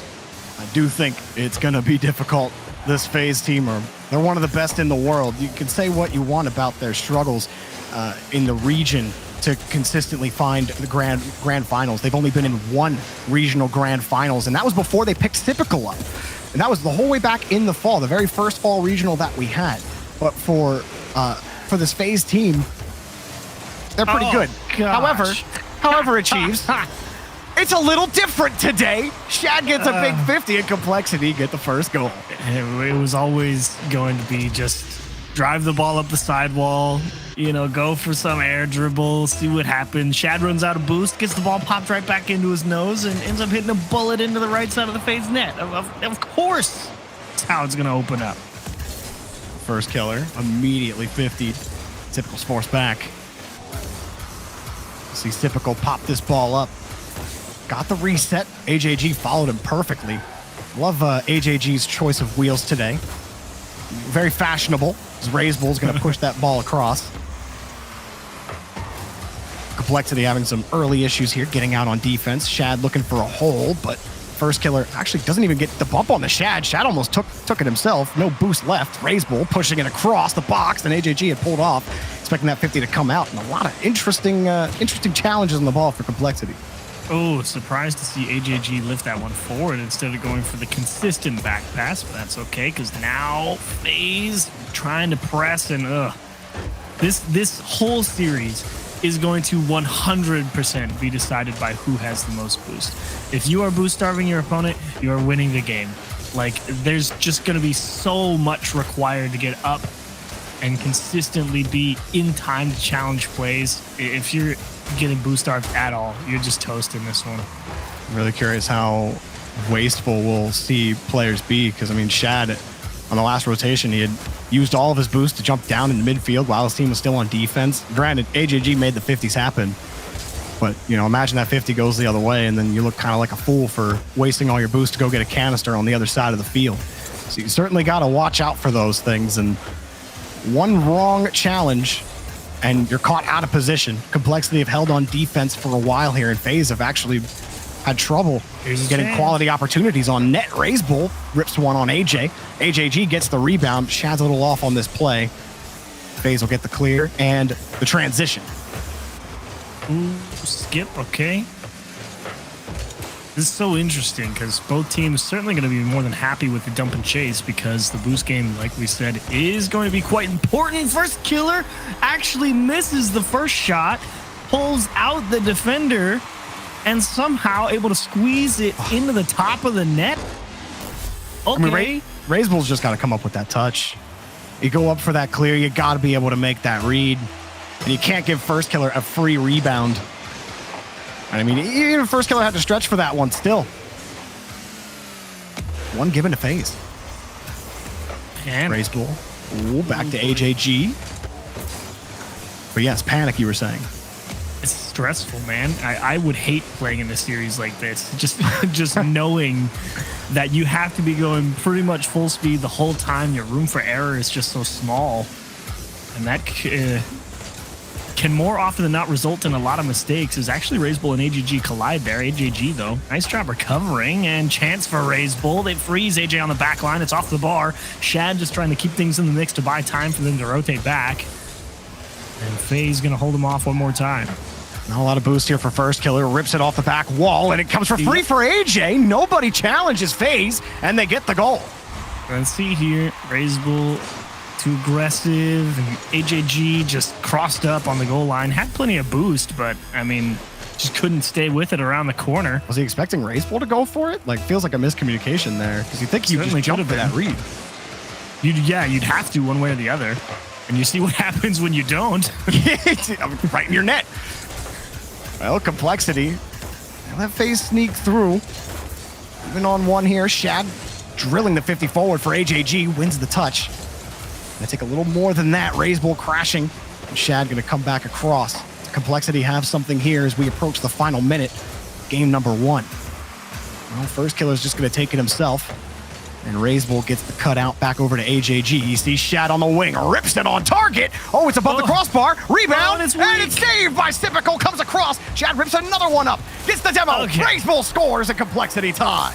Way to stick with that, Shad. Had a couple different looks at it. Finally gets one more time, and even that's high, but it's okay. His teammates all there, and Razebull will deliver him a nice assist. That was tough if you're Shad. You're like blinking and just shaking your head like, come on, just put it in the open net. Please go in. It's okay. That's why we have teammates. You can always depend on Razebull to be there. It's surprising that they were able to get by FaZe on every rebound, too. AJ forced back. Gets the touch. And a decent recovery to scoop the ball up back over to the ramp. Razebull steals the ball away. Forces first killer to go wide. Scoops that ball across back over to AJ. We've just been going laterally.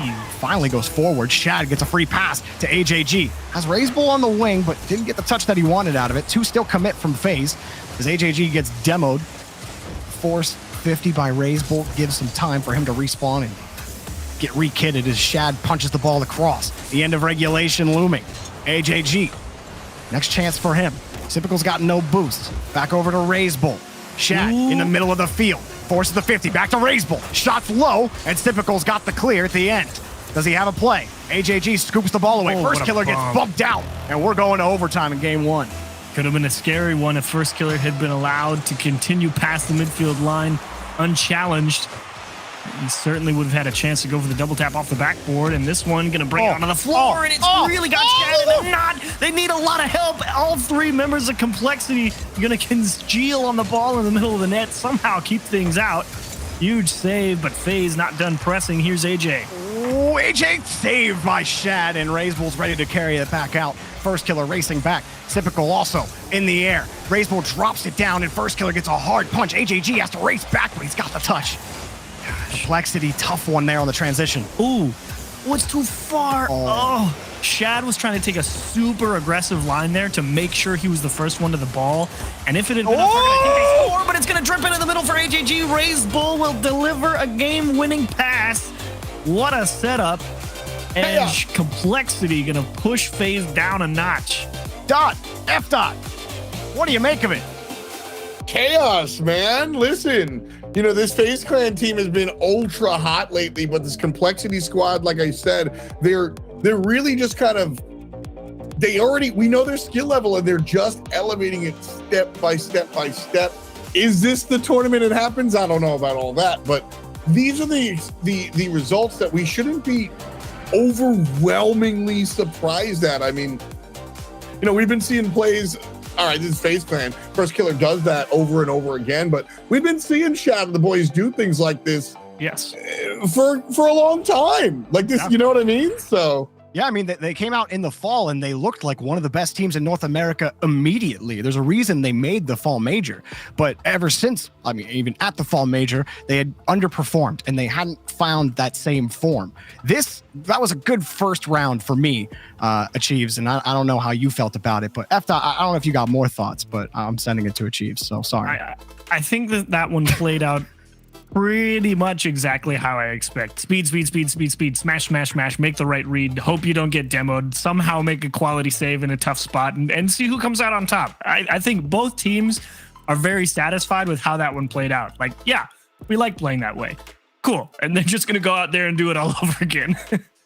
Yeah. I'm totally distracted. I'm looking at the Torrent version 1 match, which, by the way, game 1 ended 5-0 from Torrent. Yo. What?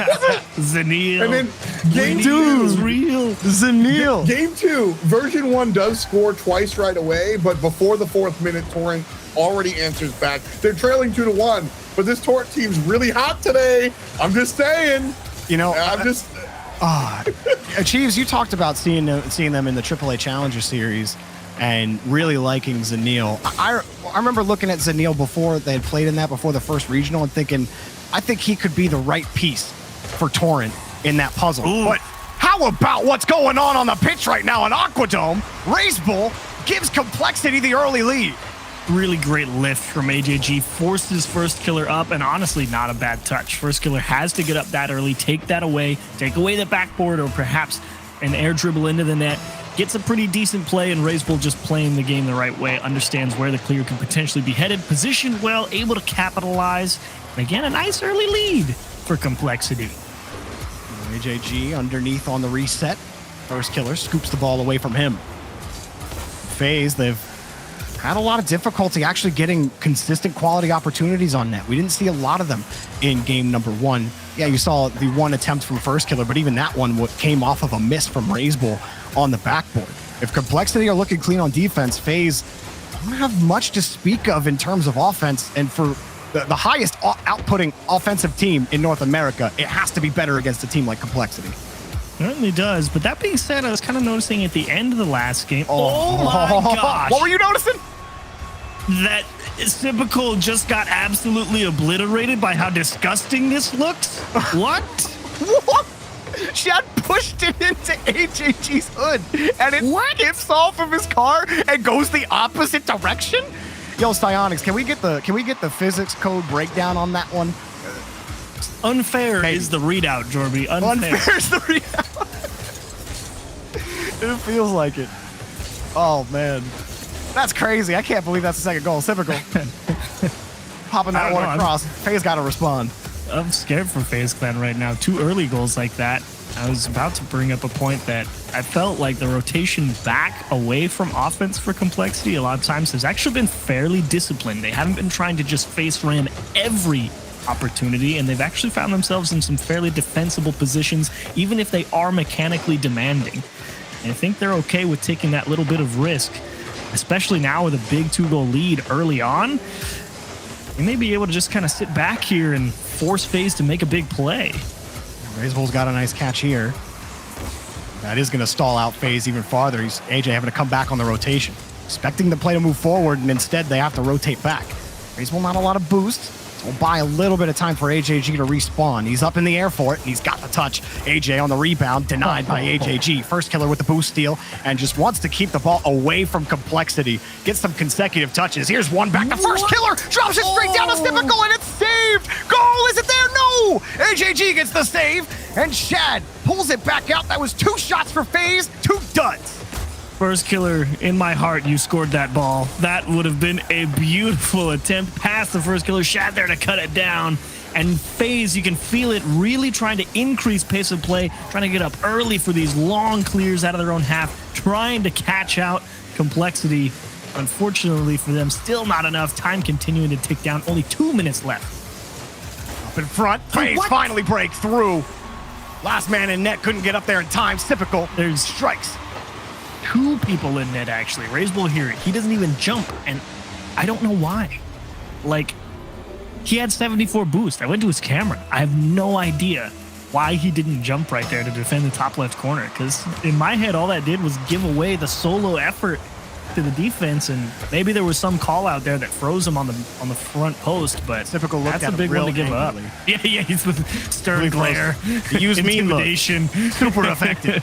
First Killer puts that one up against the bar. Shad lost, and AJG has to slip back in. Ooh, he wins the next touch, too. Razebull deletes one defender. Has control. Razebull takes it to Shad and gets the 2-goal lead back.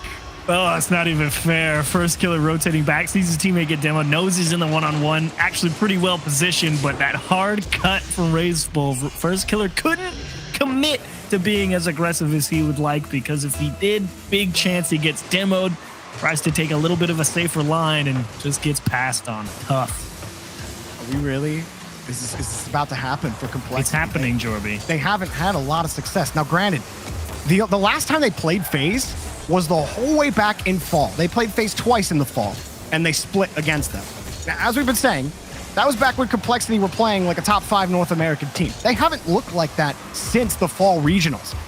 And now they haven't matched up against each other, but against all other top 5 teams in points, Complexity have like a 33% win percentage, and that's going to be wide. Unfortunate for FaZe.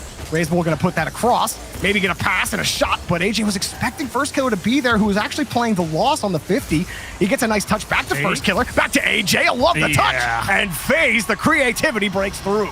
Now that's the real play for FaZe. A lot of misdirection and big fake plays where they can just take the ball away from a defense that's been sitting back on the goal line and up on the backboard. And if you can just drop it straight down in the middle of the box, you know you're going to have somebody right next to you who's got a lot of space to shoot with. That could be a big key to success for FaZe. It's just a matter of, can you find those touches, because they're not easy to come by in the right situation. Is that just open? Oh, First Killer got back. You saw Razebull and AJG weren't even expecting it. They were beyond the midfield line. Complexity now back on defense. Razebull gets bodied off the ball, still stays with it, and somehow comes up with the touch. They're all talking about never quitting on the play. He's going to have to stay at work. Here comes Typical. Oh, what a goal! Tie game! How does Typical just get through for free here? Shad goes to try and steal midfield boost. He's doing nothing. Razebull's right under Typical and can't do anything. AJG's on the backboard, so he can't defend the bottom of the net. That's just a total collapse from Complexity in terms of positioning. They had a chance to close it. And now FaZe just might have found the back door. Saved by Shad. He made his car huge. He's got to come up with another one. And Razebull falls down back on top of it. But FaZe have all the momentum at the end of regulation. AJG pushes it across. FaZe still looking for it. Back pass from First Killer. Back to Typical, who's been the hot hand. Here he comes again. Reset available. Whoa, saved by Razebull. We go to overtime. Was right on it. Great save from Razebull, timing it nicely off the backboard, but this would be a tough loss for Complexity to handle. Such an early dominating lead, and you kind of just slowly dribbled it away because you collapsed on defense here or there. We'll see if they can bring it back in OT. That demo may help. A lot of pressure on AJ to make a big play, and First Killer will return the favor to not allow too much pressure for Complexity. Oh, the pass from AJ to Typical goes back over to the wall. AJG there to meet him on the challenge. First Killer next up in the rotation. Pops it across over to AJ. Razebull has to come off the ground. On the wall, taken away by Shad. And all those options covered on defense, but still FaZe press forward. Typical again! The hat trick gives FaZe the Aquadome victory in game 2. What a touch from First Killer. Bombed it across the pitch, and AJG, can't blame him that time. That cross was just too good. Again, taking it well away from the defenders, deep towards the midfield line. Nobody able to go out there and really challenge it. And Typical, perfect strike. 3 for 10, but that's okay. It's 3 that really mattered. And FaZe Clan able to battle back on what I thought was going to be an honest loss. Like, thought Complexity was definitely going to be able to just hold on to that one if they played a little more passive, but here and there, FaZe Clan picked them apart. Well-deserved win in game 2. Mobile One High Performance Replay will have some action, but F-Dot, I want your thoughts and maybe some updates if we got them. My thoughts here is that FaZe Clan, absolutely, this is how you fight back into it. Complexity surprised some of us, not all of us. I knew they had it in them. But so Complexity shows up, they do a bunch of work during the early game, and then Typical has to rip it out of their hands. Literally, the man has to get a hat trick in order to find the win in overtime. Like, this is one of those situations where you're like, all right, FaZe, you got the dub, but, right? And so we got to be careful going forward. Torrent are up 2-0. Xset just stretched out the series. Envy was up 2-0, and Xset just wins, bringing us to a game 4. G2 also 2 games in, 2 games up as well. So this is the more exciting. 3 out of 4 of our games this round went to overtime, but this is one of the more exciting matches, I think, for sure, is the Complexity FaZe Clan matchup here. And, you know, I'm getting what I paid for. I love to root for Complexity. I love to root for FaZe. They're both doing it. They're both doing it well here. So I'm, again, just enjoying it. I'm going to sip my Slurpee and lean back. Have fun, guys. That was tasty. We'll have to ask him what flavor later. But For real. you know, Shag going to put this out across. I think the most impressive thing to me about FaZe in that last game achieves was just the creativity on offense. Yeah. I mean, how many times in the past do you see someone on FaZe think they have to take the game over themselves, and when things don't go their way, but they go down by 2, and what do they do on offense? They get more creative, they get more selfless, and that just made them so much more of a threat down the pitch. Selflessness is incredibly powerful as well when everybody is as mechanically sound as FaZe is, because in general, as long as you've got the communication going, you can bet you can put the ball just about anywhere. They're going to be able to make something happen some ways. AJ on his lonesome here. A little soft touch and Shad quickly into the corner. It's been a very proactive defense for Complexity. They have had to spend the past couple of minutes from this game and the previous really trying to buckle down on defense. It's not been the easiest way through for them, and they start finding some stronger clears. They'd be able to give themselves a few breaths of fresh air to try and force FaZe Clan back onto the defensive. Complexity have been stuck on defense. You see First Killer going to wait for AJG and RazeBull. This time, Complexity forced to get more creative on defense. Typical doesn't get the canister, has to launch it downfield, meaning AJ has to wait as well. This could be Complexity's chance to stabilize. They spent that whole first minute on the blue half.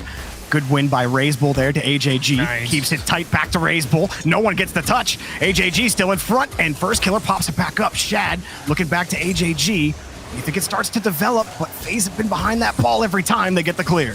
I love how stoic First Killer is on defense. I mean, he got caught 1 or 2 steps forward there on that dribble, but even still, he forced the hesitation out of that Complexity approach, really just saying, if you're going to beat me, do it.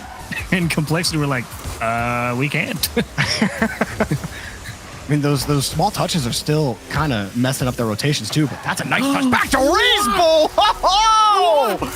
Oh my goodness, no one saw that redirect coming. 1-0. I want to hit this one all the time, and RazeBull showing me how to do it. What? He even flipped at the end of it to put a little extra sauce into the top right corner. What a shot. Money.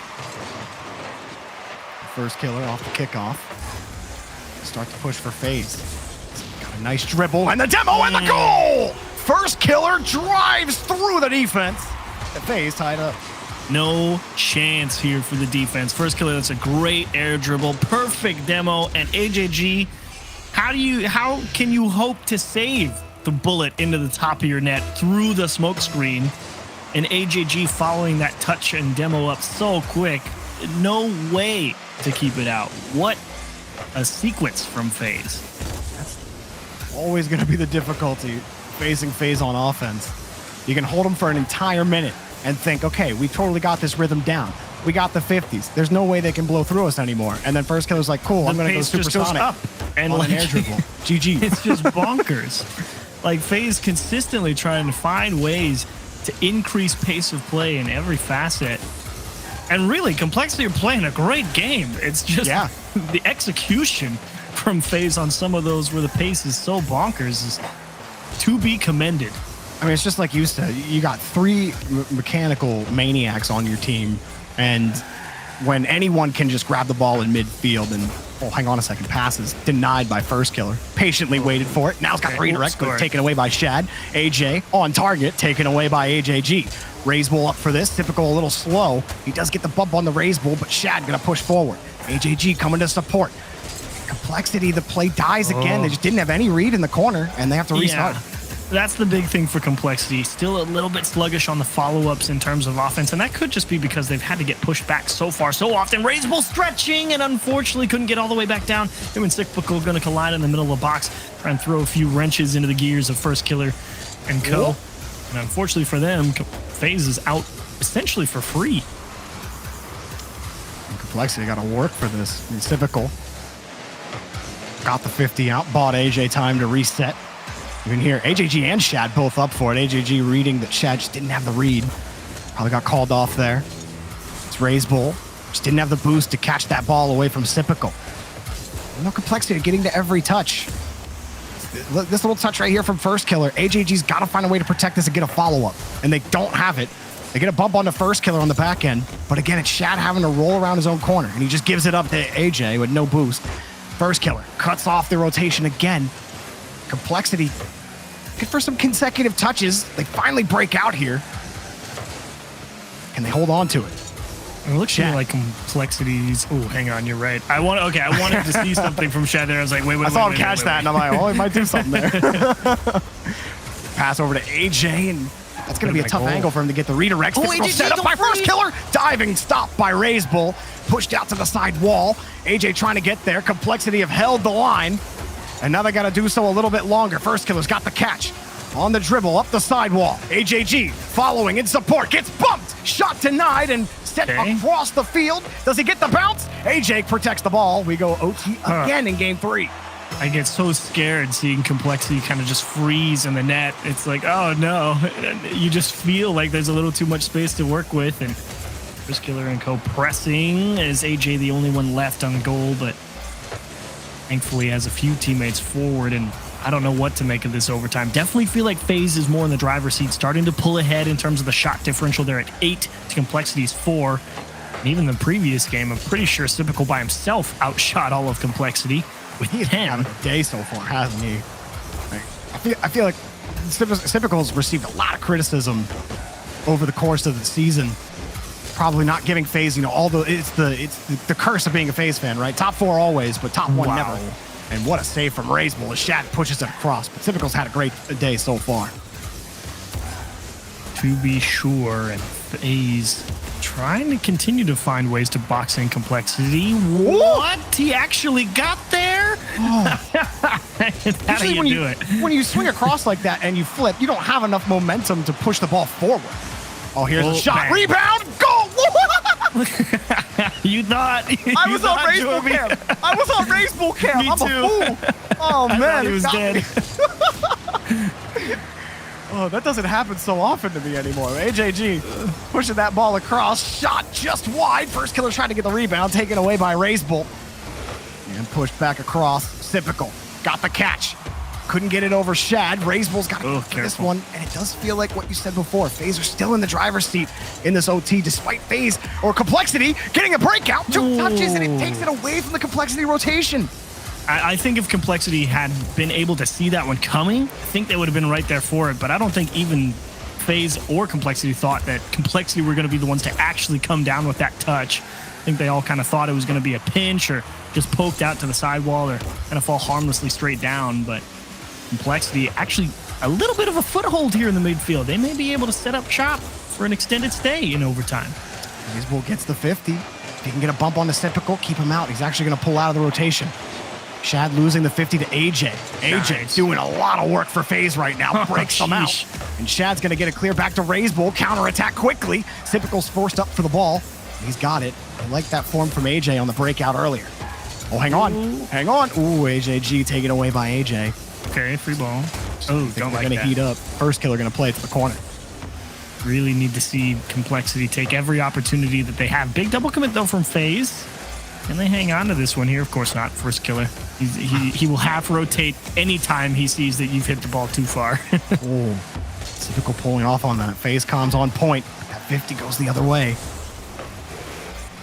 What does Raze Bull have here in midfield? Takes it right off the ceiling, but the follow-ups aren't there. Complexity rotation, expecting something else. Now AJ's won a big 50, and AJG keeps Complexity alive in game 3. Raze Bull trying to get the clear. AJG's next up. And first killer, pass in front, but it's over to Shad. AJ forced into the air. Rebounds clear. Goal! Complexity have taken the lead in the series. They deserve the win, to be honest. To be under pressure for almost the whole game, and finally, one time, AJ doesn't actually have the boost to execute on the play he goes for. Would have been better just driving up the backside of the net, trying to come out and make the save. Honestly, either way, I think he would have been dead to rights, but Complexity, that was right out the storm for that game. They could have lost at any moment. And to make as many bonkers saves as they did, yeah, tip the cap. Defense won you a game here and puts you up in the series. Chaos is still reigning, F. I'm getting excited. I mean, it's working out. As we take a look at the Mobile One high performance replay here from Raze Bull and then FK with the low latency answer here. Like, this was very similar. This was the low scoring version of the last game, right? We go to OT and then they stretch it out at the end. Last time, they were both Complexity's game. Last time Complexity dropped it. This time they continued holding on. That's the difference, just right there. So Complexity doing it. We are just kidding. We were 3 minutes into overtime with Torrent versus, it literally ended as I spoke. And talk about Caster's curse there, but Beast Mode stretches it out to a game 4. So version 1 takes this and they will continue into their series. Everyone else all done. G2 takes down Rogue 3-1. Envy takes down Xset 3-1 as well. So all we've got going on now is Torrent in version 1 heading to a game 4 and us right here heading into a game 4 as well. So you know what? Jorby, does Complexity win it here? Oh, not what I'm casting in, F. You did say Vamos Energy at the start. I did say Vamos Energy. I did say, man, you put me on the spot. I picked Complexity. I'm saying yes. I'm thinking, yes. Let's see it. Your Killer said, shut up, F. He said no. Never mind, I gotta go by. That's a juicy one, too. Ooh. Go hide in your corner, F. We'll call you when you're ready. See you later. That was a great goal. Opening move, though. Yeah, First right? Killer, the triple touch to squeeze it around a defender. How about a cheeky second one? Nah, not with enough pace to get by Shad, but couldn't ask for a better start if you're FaZe. You have been working real hard to try and break down that Complexity defense. So a nice early one out in front. You know you're going to be able to force Complexity to try and make something happen. Maybe you can capitalize because comms haven't been perfect. And in general, I really do feel like FaZe has been, in general, holding on to possession a lot more than Complexity. So gotta favor a nice early lead mixed with those other factors here in game 4. Yeah, I really think Complexity's chances to win hinge on their counterattacking ability based on everything that you were saying, and how much will FaZe give them in that department. You're very capable of holding them in the blue half for very long periods of time. This transition from Raze Bull forces AJ to the corner. This is going to allow some boost steals and some pressure build up, but then Raze Bull just doesn't get the read on the ball. AJG has to bail him out. Not the best spot to be in. Flipping forward. Pops it against the corner. Raze Bull redirect taken away by first killer. AJ saw that touch off the wall from Complexity, and he didn't even think about trying to turn and challenge. He already knew Complexity's up. He just went for a straight beeline back to his net. And there again, playing very carefully in the midfield. FaZe, no. Complexity will take anything you give him and force something on target, and they're not going to be caught sleeping. And we welcome our viewers that just came over from the Rocket League MENA stream as the MENA action was underway today. Hope you guys are enjoying the action. NA has started out to a pretty crazy start, and Complexity and FaZe has been no exception to that. Complexity in a spot where they could take down FaZe in the upper bracket.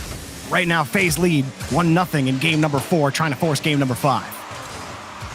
A lot of space for Complexity in the midfield, but again, not too surprised. FaZe know they don't have to press too hard, and that actually could be very problematic. Oh, no.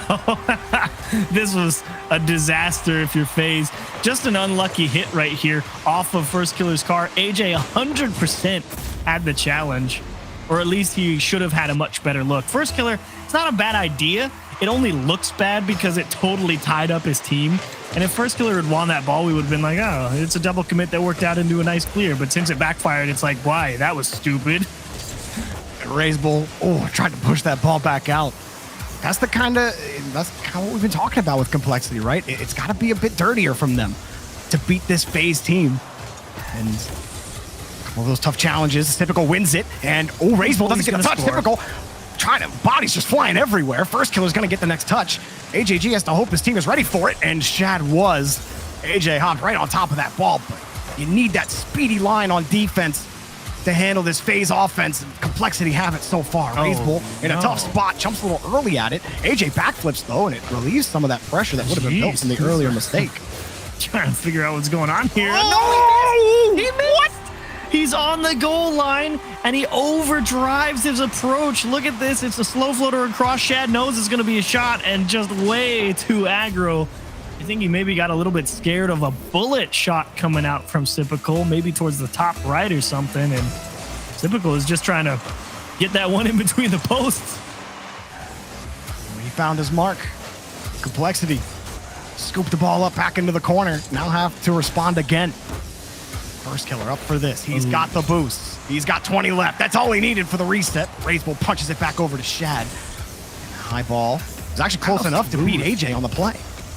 So smooth from Shad and Complexity as a whole, but the problem is you got to actually score a goal, and I don't know if you can count on a FaZe mishap. As I say that, there's a huge whiff, and thankfully there's two people in the net, but I'm going to take that all back right now. You can totally count on a FaZe mishap. I think the cast occurrences are real today. Other days, you could get away with some, but not today, apparently. That shot! It's not a shot. Did Typical get bumped? Yeah, he did. Shad. Nice little wall. I'm going to start calling those chain dashes just wall wiggles. That's what that looked like on the corner from Shad. First Killer drops that back to Typical. FaZe able to hang on in the blue half. No shot is coming. Wasting a ton of time off the clock. Razebull gonna try again here from his own half. Underneath on the reset, but Typical's ready for it. Shad and AJG trying to figure out how to move forward. It'll be AJG first, scoops it across. First Killer drops it. Typical able to push it across. AJ coming back out. He's got a massive 50. AJG has to get back. He does, but Typical's ready for the clear. He's got the catch. Anything developing here for Complexity. They can't get out of their own half. Oh, nice touch and stretch from Razebull. Actually gets a clip on AJ. That means Complexity has a chance here. First Killer too speedy, and Complexity caught forward. That's a big miss. Shad is like, are you kidding? They actually mistouched the ball.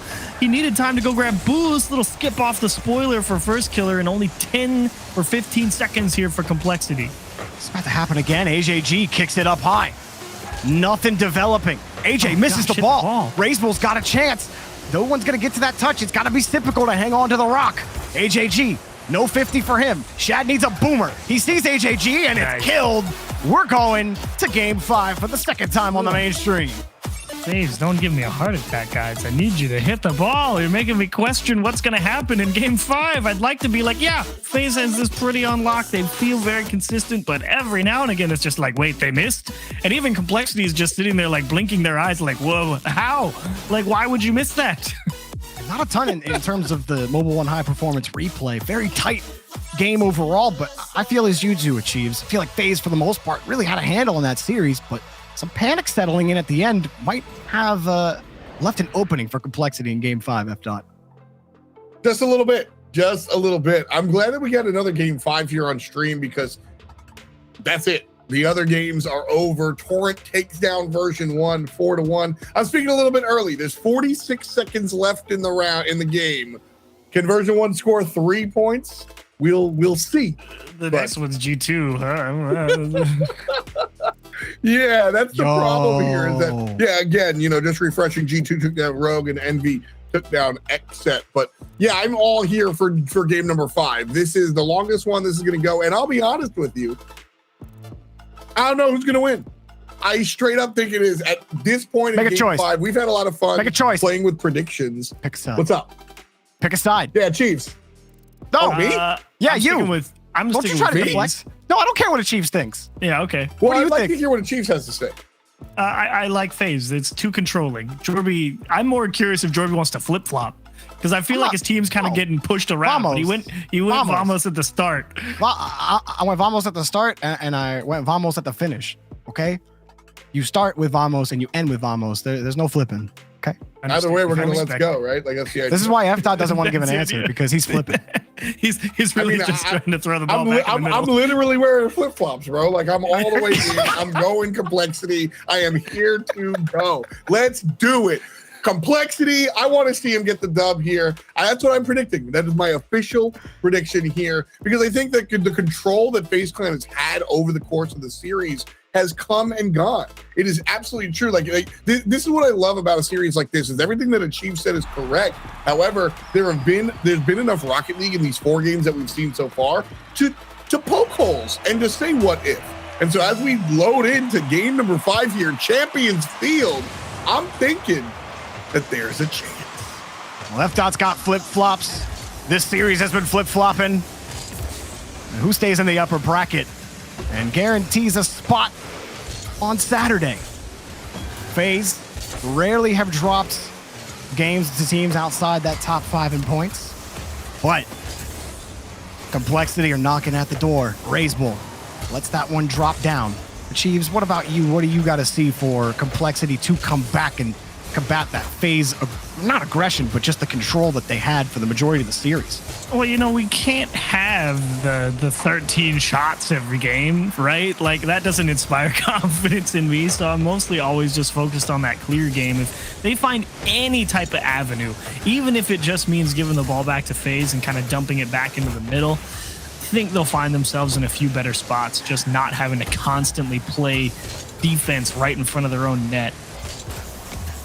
Typical, having to push this ball across. FaZe do have to play a little defense early. This first minute really went the opposite of game 4, where FaZe just stayed in the blue half. This time it's Complexity staying in the orange half. Razebull, a good 50 back over to Shad. They gotta find a setup with these 50s. Shad gets right back in front of it.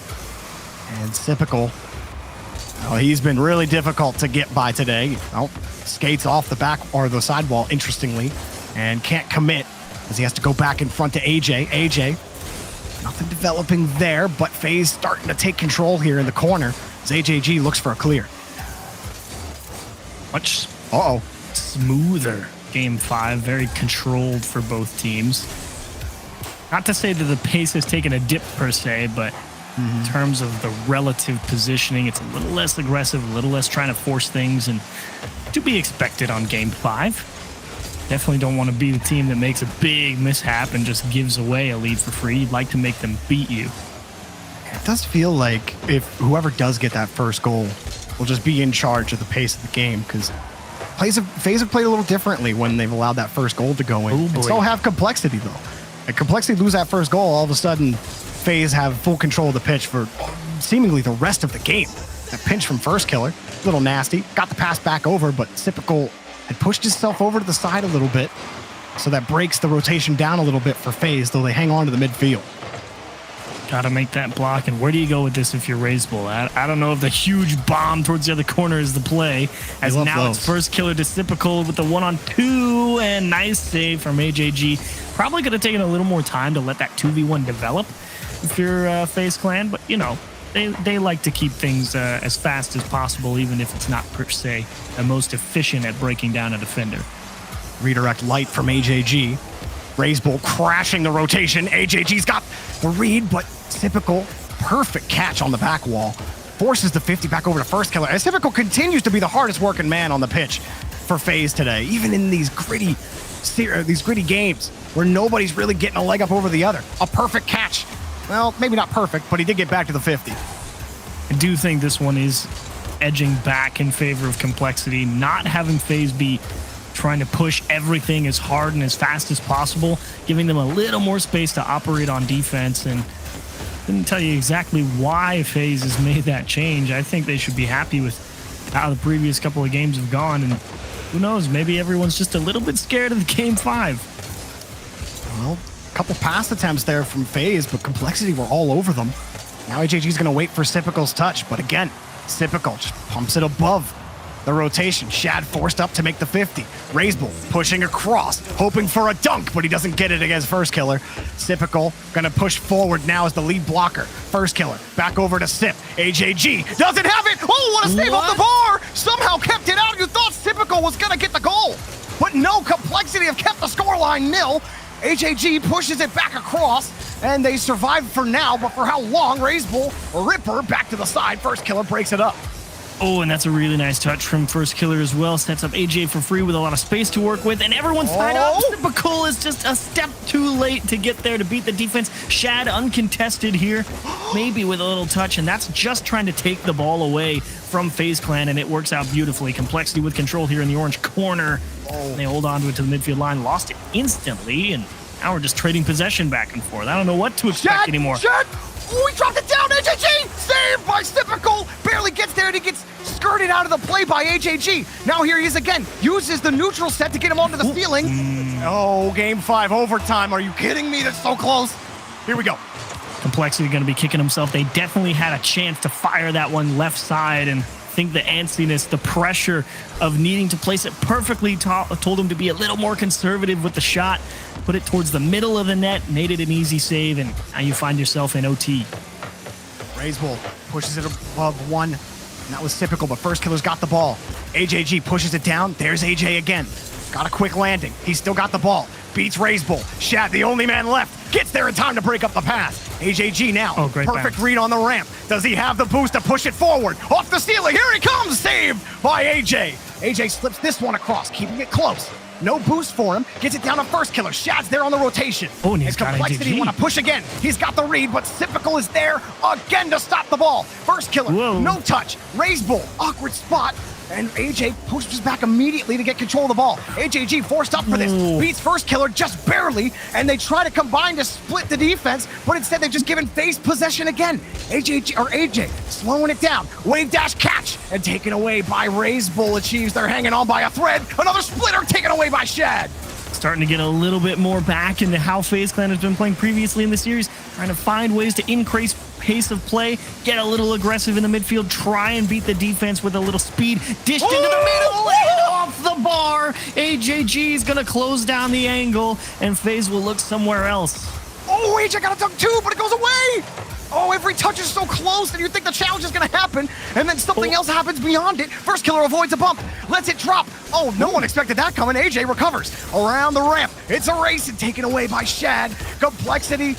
Oh, it's the strongest threat of defense you've ever seen. First Killer gonna push that ball back across over to AJ. A hard pass. One touch, two touches. The First Killer. AJG dives in front. Complexity sending every missile they have on defense to protect home base. AJG tips that one up and barely gets the touch. Here comes FaZe again. Shot denied by Shad. AJG downfield, but FaZe have opened the clearing. Razebull's in the air. He's missed. First Killer drops it down and he can't get the follow-up. AJG pushes it across back over to Razebull. And Complexity are hanging on defense. You talk about chaos. AJ's won it. And nobody's there for FaZe to follow it up. Still, Complexity hanging on. Shad gets a clear, but they can't get beyond the midfield line. Razebull gets another one in front. Sipical lets it fly for AJ. AJ one touch, gets bumped. Shad gets a clear. Sipical got caught out. AJG racing back for the ball. First Killer's got the catch, and nobody can get anything going. FaZe, with all the pressure, come up empty. Honestly, a beautiful job from Complexity on defense as well. A lot of things could have gone wrong, and they were able to finesse the communication between each other. And almost Sipical now trying to drive the nail home, and it's First Killer looking to try and break open the can one more time.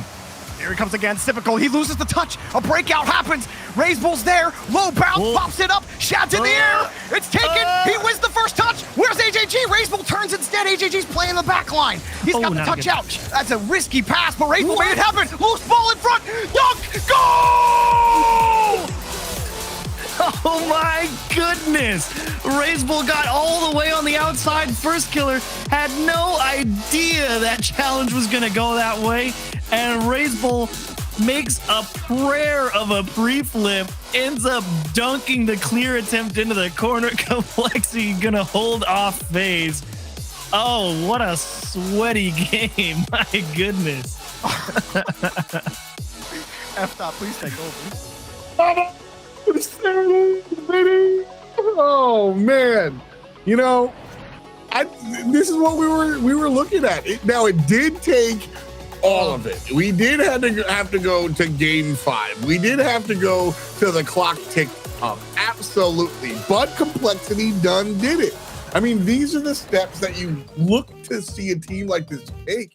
And I mean, for my money, Chiefs, FaZe is one of the better squads on the field these days. And that record now goes to 6-10, or 6-10, because they're 5-10. So Right. Oh, man. I mean, like, how many times were FaZe in the blue half? And, like, they got, like, these weird dunks. a bunch. They were in the like, blue holy half moly. a bunch. High Like, the performance whole replays, series. correct? Yeah, go. I'm sorry. It was such a, oh God. It's just some of the most disgusting goals you're ever going to see out of any teams in all of North America. Like, that shot from Razebull as well. Like, Complexity hit some nutty stuff. And FaZe Clan, I honestly love their approach to the whole series. I mean, it was in your face, aggressive, saying, we're going to come, we're going to try and beat you. And it was, if you can hang on, fair play to you. And sure, maybe Complexity needed a little bit of the right place, right time to put a couple of those goals back in on the other side. But that's going to happen every now and again. And if you're going to hold off, I think, over 50 shots in that whole series, yeah, you can deserve to win it. Why not? Well, you know, whether they deserve to or not, that's where we can have the philosophical head of the clouds debate. Right now, there is no debate. FaZe Clan loses and Complexity winds up winning. We've got 4 more we've got a ton of matches left, but we have 4 more matches in the next round. Don't go anywhere. It's elimination time. Don't go anywhere. You don't want to go anywhere.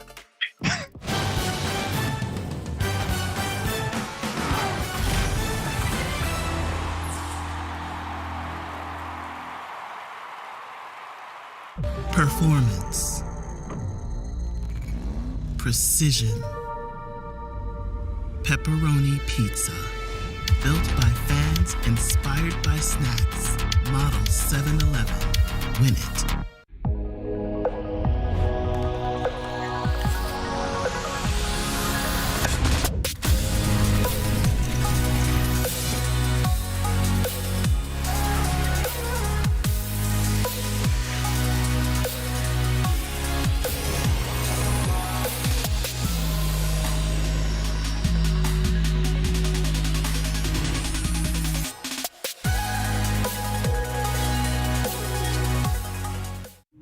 This might not be your car, and this might not be your engine.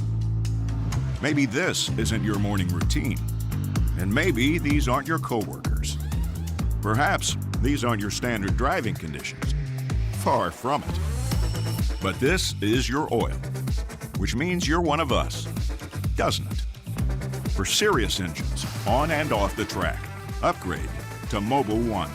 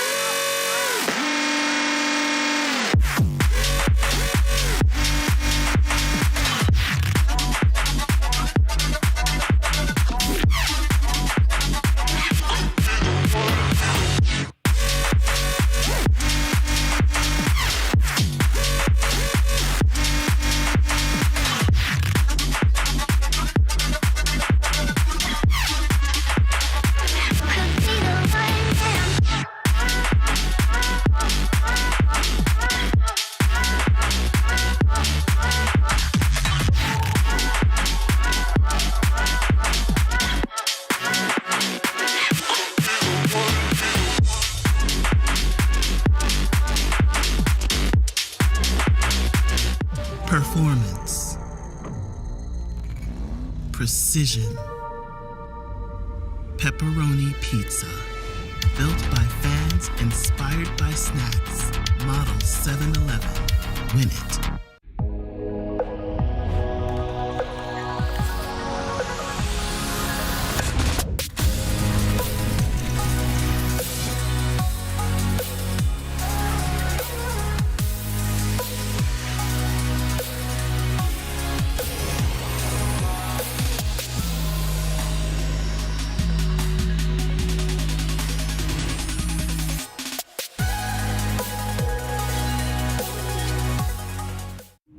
This might not be your car. And this might not be your engine. Maybe this isn't your morning routine. And maybe these aren't your coworkers. Perhaps these aren't your standard driving conditions. Far from it. But this is your oil, which means you're one of us, doesn't it? For serious engines, on and off the track, upgrade to Mobile One.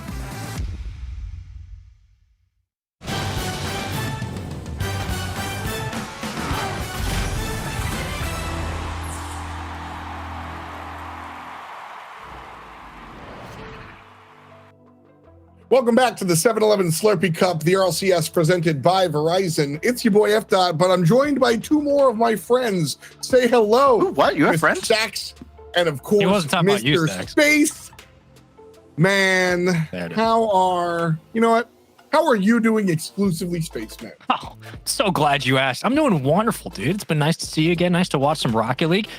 Phase are down, horrendous in the gutter. I like what I'm seeing right now from North America. T-Bates in shambles. Been a good day.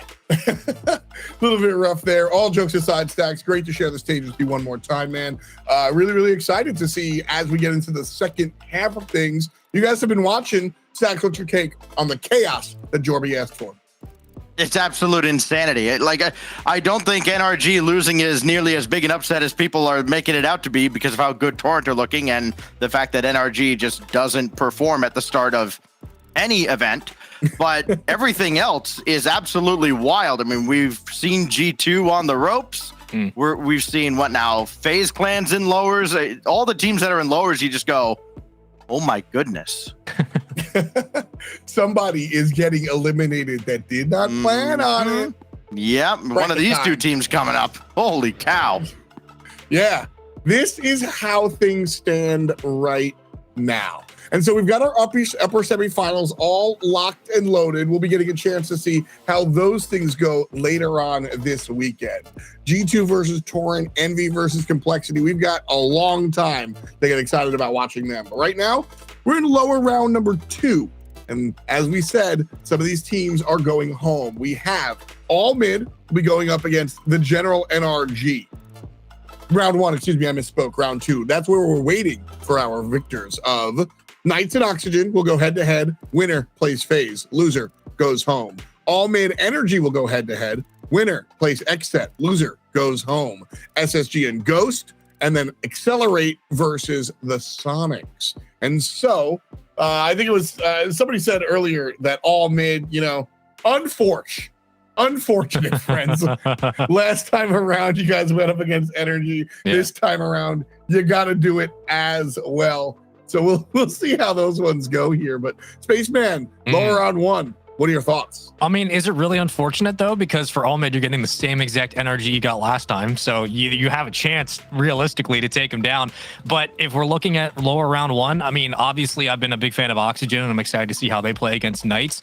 But we're starting with SSG Ghost. I mean, it's just unfair if we don't talk about that. Ghost Gaming, a lot of high hopes after the Regional 1 run. SSG, a lot of confusing hopes right now. Like, it's going to be a bloodbath and one of these teams goes home. Oh, yeah. Insane. Ghost Gaming, we saw them do fantastic in the last regional that we got a chance to see, and that's all well and good. But, some of these other teams, like, how do they respond, rebound, and react is the question. Our feature match here, again, you can see the other games going on. All Mid, the General Energy, Sonics, Accelerate, as well as that other match. You can visit our sister streams, which are all the team streams. Just a reminder. Here, Stacks and Spaceman will be holding down the fort with Ghost Gaming versus SSG. Shockhawks and Lion Blaze going up against Arsenal, Reddles, and Young Daniel. So both of these squads, I think, are really exciting. This is the fun stuff that we get a chance to see, but we also get a chance to dive deeper. Not only do you get a chance to hear from the commentators and the hosts, but here at the RLCS, we get a chance to hear from the players as well. This is one of those times. Let's take a look.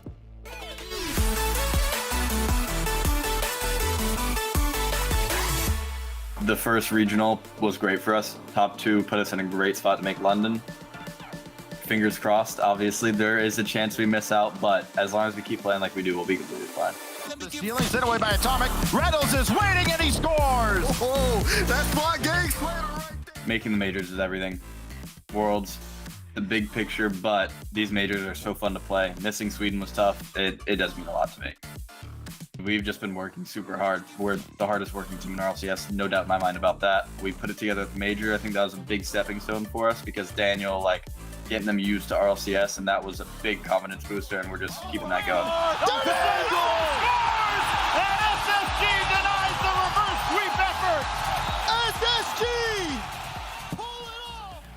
I think our biggest challenge is probably our practice. I want our team to have the best practice possible. It's hard sometimes. There are teams that don't take it as serious as we do, and there are days where we aren't taking it as serious as we need to. I think that is the biggest obstacle for us right now. For himself and the lead. Oh, it was dangerous. As soon as no one challenged him up to touch from this. It's just stepping stones. When we brought on Daniel, our whole thing was, okay, we get it. You're new. You're going to have bad tournaments. It's going to happen. We're going to have bad tournaments. Everyone's going to have bad tournaments. All that matters is Worlds. We're going to get you ready. We're going to prepare you. You're going to grind. You're going to learn. And we're going to get ready for Worlds. Alone in net. Reynolds in with a double tap. Doesn't find it. Daniel muscles it through. They've got the lead with only 38 seconds left to win. Reynolds with that. Everyone's going to have bad tournaments. It's about staying prepared and ready. Great words coming out from Reynolds right there. That's the main thing he's got to think about specifically here in an elimination match against a team that nobody's guaranteed a victory against. Usually when these teams find themselves in the early round elimination matches, they're against qualifier teams or bubble teams that you're supposed to have an edge against. That's not the case here. This might just be 50-50. In fact, I'm going to ping the crowd real quick. Verizon fan vote coming at you live. Hashtag GG if you think Ghost Gaming are going to take it, and hashtag SSG if you think they're the black and yellow going to wind up on top. Staximus Maximus, I'm coming to you, man. This is a hard one to call. Ghost Gaming looked fantastic the last regional that we got a chance to see. And Space Station, when don't they look fantastic? And so you got to call. If someone goes home, tell me where and why. Well, first of all, listening to Reddles talk about Daniel and their whole preparation, I can't believe this is the same Reddles I watched in the Rival Series. It almost brings a tear to my eye how much of a leader he's become. I think SSG has to be considered the better team on paper here. They have the head-to-head experience lately. They did go to the grand finals of the Verizon Ultra Cup a couple of weeks ago.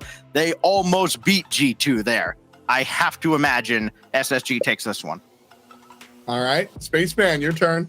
Yeah, these teams don't have a lot of history against one another. You're basically looking at 3 matchups as of late. That isn't a lot to go off of, but what is just the shots per game for SSG. I mean, Arsenal is like number 2 in the region overall. SSG put up a ridiculous amount of shots, and just on that alone, I think Space Station are going to take it. You know, I got to echo what you guys are saying here. Space Station Gaming, I think, are the squad with a little bit more history, a little bit more dirt under their wheels, so to speak. But don't sleep on this Ghost Gaming team at all. Lion Blaze has been a fantastic standout for this team. I mean, Shock's been there for a jump, and he's just been fun to watch. So you've heard what the casters say. Fan vote, lying it out now. And it's going the way of Space Station. So close. Say the fans. I am surprised at how, what a joker, at how big spread this is. I really honestly, like, straight up, I expected more Ghost Gaming fans out there. Stacks, why aren't we hearing them? Well, because SSG has become wildly popular after the Winter Major. I think that was a huge fan-making experience for Daniel and company, and there are a lot of people that are getting on this hype train as we get towards the Spring Major and Worlds. That's true. I mean, that's Papa Reynolds, baby. Shout out Papa. Well, that's the crazy thing is, if anything, recency bias. Sure, Space Station did well last time, but Ghost Gaming looked fantastic. All right, man. You know what? This is why we play the game. Let's settle it on the field. Ghost, Space Station Gaming, Taxi Spaceman. It's all you. Arsenal, absolutely phenomenal. Someone who we don't talk about nearly enough with this Space Station roster, with all the attention on Reddles and his personality, and the resurgence here of Daniel after, he started out, he looked like a rookie, and all of a sudden, ever since that first event and a half, Daniel has looked like a seasoned veteran. It has been incredible to watch. He is the only one to challenge Shock here as this goes all the way across. And Arsenal trying to play that indirect for himself. Now he'll get a pass from Reddles. No, Lion Blaze jumps in the way. And Ghost Gaming trying to put the pressure early onto Space Station Gaming, who again, SSG, tough to get a lot of pressure on. Teams have found a way, especially today, as Daniel will dump one back into the Ghost half, and there is just nothing going between either side here in the first minute plus. Yeah, you saw already in the first 60 seconds, Shock and Hawks are both getting themselves involved on the defensive end, able to find a save or two. That's really going to be the key to victory, the road, the path here for Ghost Gaming. You're looking at around 14th in the rank when it comes to saves per game. And against SSG, you're going to have that level of confidence towards the backboard to take the ball away and keep it out of the hands of someone like Reddles or Daniel. We just talked about him earlier on. It'll be interesting to see what he can do against this Ghost Gaming defense. It's Hawkser one-on-one with Reddles, pop over, and Reddles and Daniel both there. Daniel taking charge as he goes through Shock, and Arsenal trying to direct that back towards mid, but Reddles couldn't follow, so Hawkser sent it right back whence it came, and then Shock just dunked the daylights out of Reddles, 1-0. Now, that's a great touchdown field. I mean, you're forcing the challenge from Reddles, sure, but what do you do realistically in this situation? If you try to swing it down to the corner, you're probably going to get challenged by Hawkser coming up out of that third man slot. So Reddles tries to play it in front. I think it was a miscommunication in the front of the box, and the goalie just didn't make the read. Good job by Ghost Gaming getting up involved and making sure they make a challenge happen when SSG just weren't ready for it. That's the kind of aggression they're going to have early on in the series. Shock through the corner, met by Daniel, and now Reddles will hit Daniel with an outlet pass. Got Arsenal in the mid, and Daniel could not convert on whatever he was trying. He had plenty of options, and just nothing came through. So Daniel waiting in behind after the demo by Reddles. Arsenal going to take the shot himself, and Shock still makes the save. Now Daniel to play another in. Lion Blaze got to that one. Reddles going after Shock, and nothing doing there. Shock got out of the way, and more importantly, also made the clear. Now Reddles going to try again. He's got Daniel coming on, and Lion Blaze snuffs it out. That beats two. Reddles back, Daniel with the demo, but Shock will still have a shot, and Reddles turns it aside. Those demos could really spell disaster for Ghost Gaming if they can't lock down that midfield pressure. You're looking at Reddles leading most of North America in demos per game. You got Arsenal and Daniel picking up that slack as well. It's a very physical SSG team, something they didn't really have with Typical that has kind of come to fruition within the past couple of weeks. They are very keen on getting bumpy at midfield. Ghost Gaming able to mitigate some of that pressure early on with these pop shots. It's just pulling defenders away from the ball and forcing SSG to burn boosts they don't have to hunt you down. Daniel will pop one out to the corner again. Another demo, and finally SSG breakthrough. It's that physical play, Spaceman, coming through big time. I say it 3 times, and the mayor's going to show you it. Like, look at all the demos in the left corner. It's a wide open net. What physically can you do if you're Ghost Gaming? Sure, you limited the shots, but the physicality's still there for SSG. It's going to be a very long game 1, right? It's a best of 5. Both these teams backs against the wall in the lower bracket, but that physicality just spelling absolute madness right now. And now Ghost trying to answer right back. The Lion Blaze double tap goes well wayward, and Arsenal has Daniel waiting for a pass. And again, Arsenal opting to call his own number, and again denied. Hawkser had his pocket picked. Here goes Daniel again. Tough angle shut down by Lion Blaze. And now here goes Hawkser. Could be numbers advantage. Oh, that's a pass intended for Shock. And he went for the demo instead. Still salvaged at least a shot out of this. And still maybe a goal. Nobody challenged Hawkser. He just put them to sleep and struck. What just happened? Wait a minute. Daniel's backing up. Hoxer's just running his way around. He like stole the nose of the child and ran around and said, "You're not getting it back." They were so confused. It's like when you play peekaboo with a baby and they get freaked out. It's just, okay. That's a goal for Ghost Gaming, and SSG are going to have to work their way back. Arsenal again denied on a solo effort as Rettel runs into Hoxer, denying that sprint down the field. Rettel's around Shock. Daniel taken out, so Rettles has to go on his own, and denied by the combination of Hoxer and Lion Blaze. Now Arsenal again, beaten out by Shock. Rettles gonna have to just peel off here and let the young Daniel take over. That goes over top of him, but there's Rettles. This guy went away only as far as Lion Blaze, who has been relatively quiet here in this opening game, but he's certainly the X factor for this Ghost squad. Going back a couple of weeks ago, had a very busy week as Shock and Hoxer run into each other. Daniel double, denied by Shock, coming back in to pick up the Savior medal and maybe save the game, but now Arsenal's drive denied by Shock, and now they are going to get everything SSG can throw at them. Hoxer right at Arsenal, who just got this in the air before 0. Lion Blaze away from Arsenal though, and Shock almost grounded it, but that will get away from Rettles, and Ghost will take game 1. They get nothing offensively out of Lion Blaze, but he comes up big defensively at the end. Wow, you know, there was a moment in this game 1 where it was a clear overextension by Ghost Gaming, and Space Station were kind of meeting that answer. They were more than happy to send up 3 at a time and play on a really awkward counter transition down the field. But that's when they would use the demos to kind of create that 3-2 advantage. You play the man game. You just play one goalie in net, one person in front of the box, one person out on a swing trying to grab corner boost. And you can pick apart the defense. You can pick apart the counterattacks really easily. That fell apart once Ghost Gaming started finding the rhythm at midfield, and you couldn't get that really extensive and uncomfortable counterattack from SSG anymore. And once that was away, Ghost Gaming just kind of took over. I mean, that was just impressive. It was impressive. Also impressive off camera. So all mid winds up stretching Energy to 7 goals. It winds up being a 4-3 win for Energy. Wow. But then in game 2, all mid wins. So Energy are working, and it still isn't enough. Right now, Dazzard and James Bott are not their usual happy selves. That's all I'm They're say. sweating over All there. right. Real talk, though, this all mid matchup is incredible. Sonics are up 2-0 against Accelerate. Awesome. Yeah, cool. But all mid beating Energy, making them work for the wins. This is super exciting. So, I mean, we're jumping into Aquadome here. Space Station Ghost Gaming. I'd like to see SSG take this one back.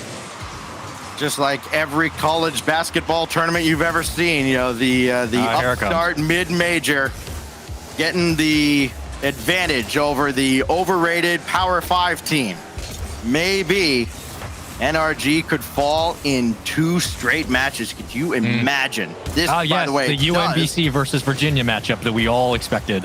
Hey, shout out to my America East boys at UMBC. Let's go. That was not sarcasm. How many, what is it, like 2 regionals now, including the major where NRG just flattened day 1? That's why Almond have a chance.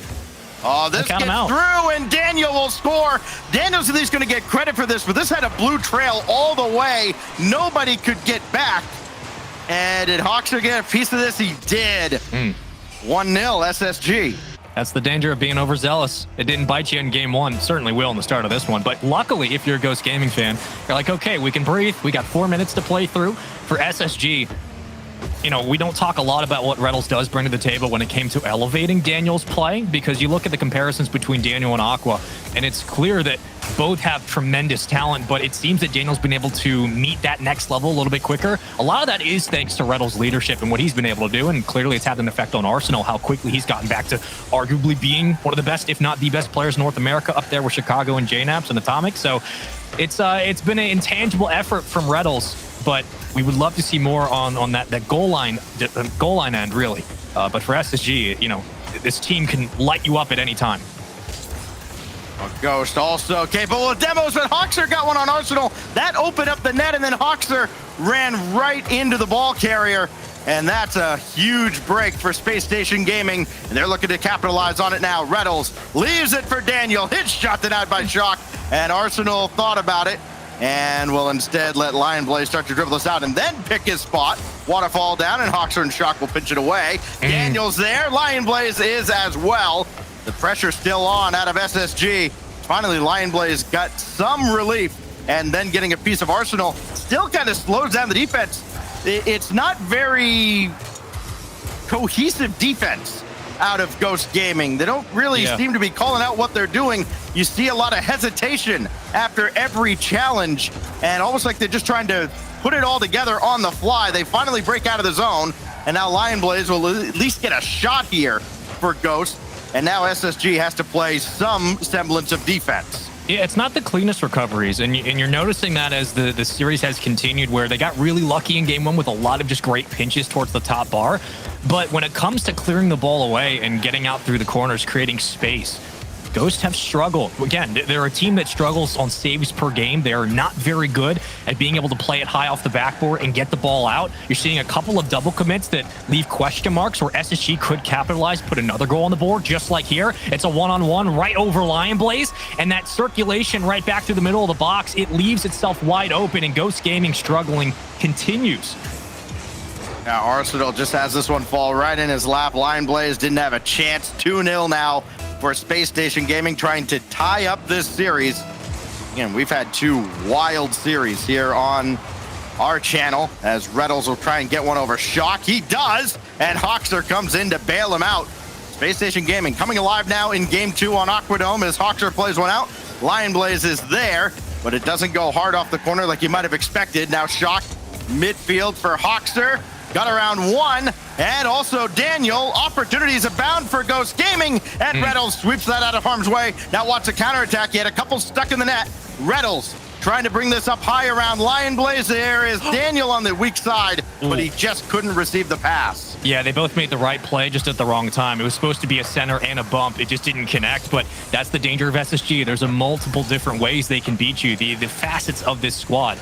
They can pick you apart on the defensive end, on these counterattacks. Reddles was looking for the bump. Doesn't have a lot of points in this game too, but I believe like a shot and a save, but he's doing everything else at the midfield, which is creating opportunities for Daniel and Arsenal on these sidewalls to get the ball back out. And even with these touches from Ghost Gaming, look how quickly SSG are back to meet the ball and how quickly they get it back out. They're not wasting a lot of time on these counterattacks.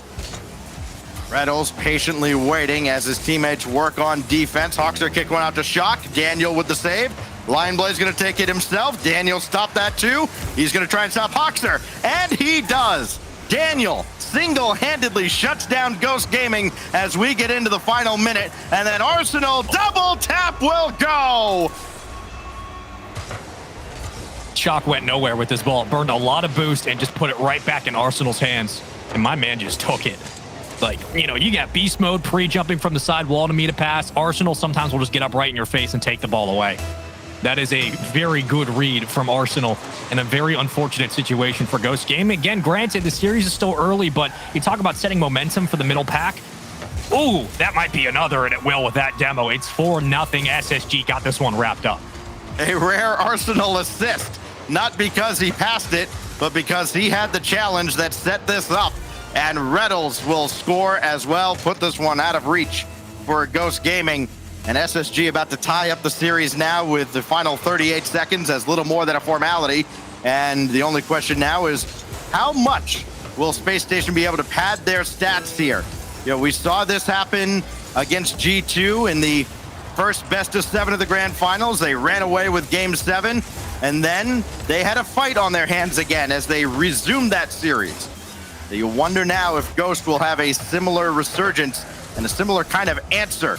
This one's skied up. It's an open net. 10 seconds left. Surely they'll score. Reddles steals it from Arsenal. Another assist for Arsenal. See, again, Reddles bringing out the best out of T-Shock.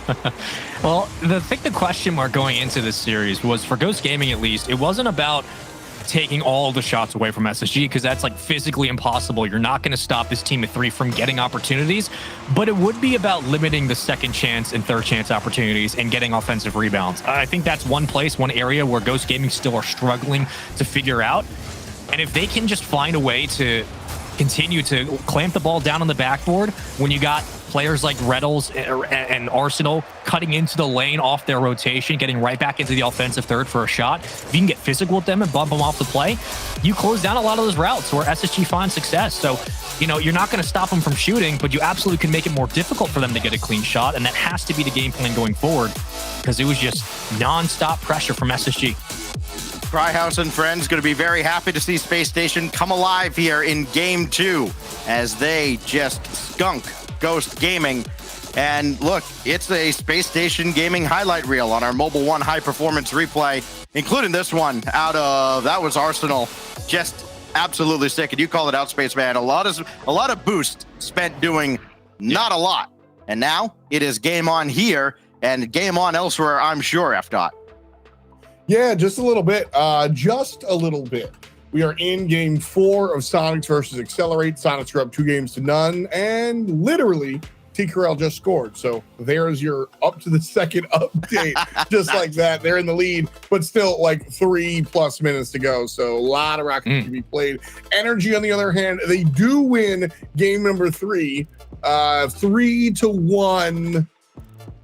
Closer than it sounds, but not a very tight race. So now Energy are leading 2-1 over All Mid. We'll see what winds up. All Mid, though, putting up a fight. I'm looking here, though. Space Station Gaming running away with it. I'll be honest, I'm with Spaceman. The momentum is real here, guys. Yeah.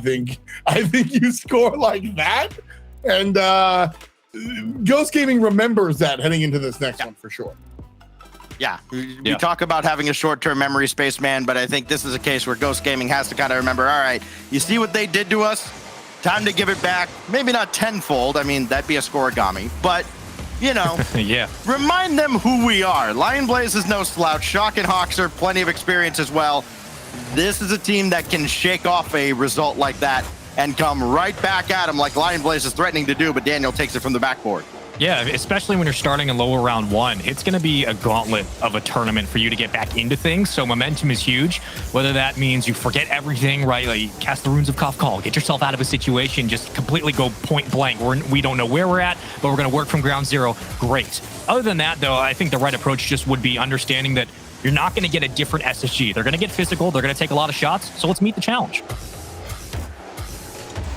Well, the multiverse has been shaken up with all the results here for sure. Nice. Now trying to restore some sense of normalcy. Space Station Gaming trying to stay alive. Imagine if the number 2 team from the Verizon Ultra Cup falls in 2 straight sets. Of course, you could also have a top 4 team in Ghost Gaming do exactly that. One of those is guaranteed to happen. Hoxer with Shock behind him, going for it himself. Got the dunk on Reddles. Second time Reddles has just been viciously dunked on in this series, and both by an early Ghost challenge. That pickup is paying dividends. We've talked about Hoxer and how far he can bring this team. Is it going to have to go through him? Maybe it will. Maybe that's the catalyst to spark the engine of Ghost Gaming. So far, though, it has been an individual effort across the board. Ghost Gaming looking for a multitude of goals they have not had in this series to start. SSG now trying to take the ball away, and Daniel usually the first one to get past midfield with possession. We'll see how Reddles and Arsenal play it now. Arsenal on his way back will guide this out to the corner. They're Shocked, though, very quickly. Lion Blaze in and out of the Space Station net, and then Shock just bullies his way through. He's absolutely built different. My man put up drywall on SSG. Get inside the cabinets, you little gremlins. I don't know what that means. That was a bully. That's 2-0 for Ghost Gaming. I love the physicality. Oh, good gracious. Oh, Daniel got the flip reset. And then Hoxer will send this out where Reddles is waiting. Indirect. Got it around Hoxer. Going after Lion Blaze. Could not hit him. And Hoxer challenged by Arsenal. They almost lock up in the corner. But imagine that. Players decide they actually want to win games and not do memes. Here's Reddles. Drop down for Arsenal. And Shock with the save. It's for the content. Can I get a third one, though? I mean, Shock feeling very confident. And here's the thing. Ghost Gaming are now winning the battle the second touch, right? You're talking about big 50s through the corners, but also they're just forcefully willing their way towards the goal line. An aggression that was not there in games 1 and 2, and SSG do not have an answer for it. I don't know what Daniel saw that he thought that challenge was a good idea, but it worked. That's incredible. Here's Arsenal against Shock. And Hawkster now to challenge Daniel. That didn't work out for Hawkster, and it rarely has for anybody against Daniel in this series. Now Hawkster and Reynolds tied up in the corner. Arsenal's shot. Oh, sent away by Lion Blaze. Follow up his bar, down and away. Daniel denied by the crossbar, and Ghost Gaming will disperse, break out of the zone. Got a piece of Reynolds as well. Physical play coming through again now for Ghost Gaming. The same thing we saw out of SSG, especially in game 2, and it is paying dividends now for Ghost. Hawkster on his own against 2, and he almost found a way through. Yeah, SSG still don't have possession, though. Daniel has to circle back into the net, which means that a pass down would give you a favorable 50 if you're Ghost Gaming. So I'm looking for that second man to fill up and jump the gun on some of those passes. But we've killed, what, a minute 30 since that second goal? It's been all of Ghost Gaming. Shock, yet again, individually pulling 2 defenders out of the play just to make a save, to force that challenge. Space Station can't really find much, and this is just credit to Ghost Gaming's resolve on the other side of the field. Oh, Shock trying to dance through the air, maybe create a juicy rebound opportunity for Lion Blaze. It wasn't quite there, though. Daniel couldn't capitalize on anything. And Arsenal around Shock through Hawkster, 2v1. Lion Blaze, the better of the 3 that time. And now Shock on his own against Daniel and Arsenal, the second defender, makes the stop. And now you can see SSG kicking it into high gear now, trying to move downfield incredibly fast. But that means they're open on the backside for the counterattack, and Lion Blaze will make them pay. Yeah, SSG don't have a plan right now. Reynolds kind of made a late jump to a read on the side wall about 10 seconds ago. That gave way to space down the field where Ghost Gaming got comfortable. They were able to pick apart the defenders, play one-on-one situations where they're able to slot that ball in awkward lanes to force a 50. And then on the transition back, once possession was there for SSG, they didn't know what to do. They're not sure if they take a shot, if they play individually, if they find one another. Finally, off the reset from the goal, they have a chance to find themselves, but that was a catastrophic transition downfield. It just didn't look like they had any idea where they wanted to go with the ball, and they gave up a long goal because of it. Reynolds trying to add to the highlight reel, but nothing there. As Arsenal has to wait for this to come down. It felt like waiting an eternity, and he kind of was. Lion Blaze takes him out of the play. 20 seconds left. Shock for Hawkster, and as big a beating as we saw in last game on Aquadome, Ghost Gaming have indeed paid it back. It's not just an important game for the series, it's an important game for momentum as well. You're putting on 4 goals unanswered with 18 seconds still to go. This was a huge response from Ghost Gaming, especially with how Aquadome went, knowing you're starting in lowers round 1. A response to the physicality and the commitment from SSG that they were giving you all of in the first 2 games. Ghost Gaming doing a nice job on the defensive end with these saves, but once SSG falter, they go right down the field and they make something happen with possession. This was a beautiful game from Ghost.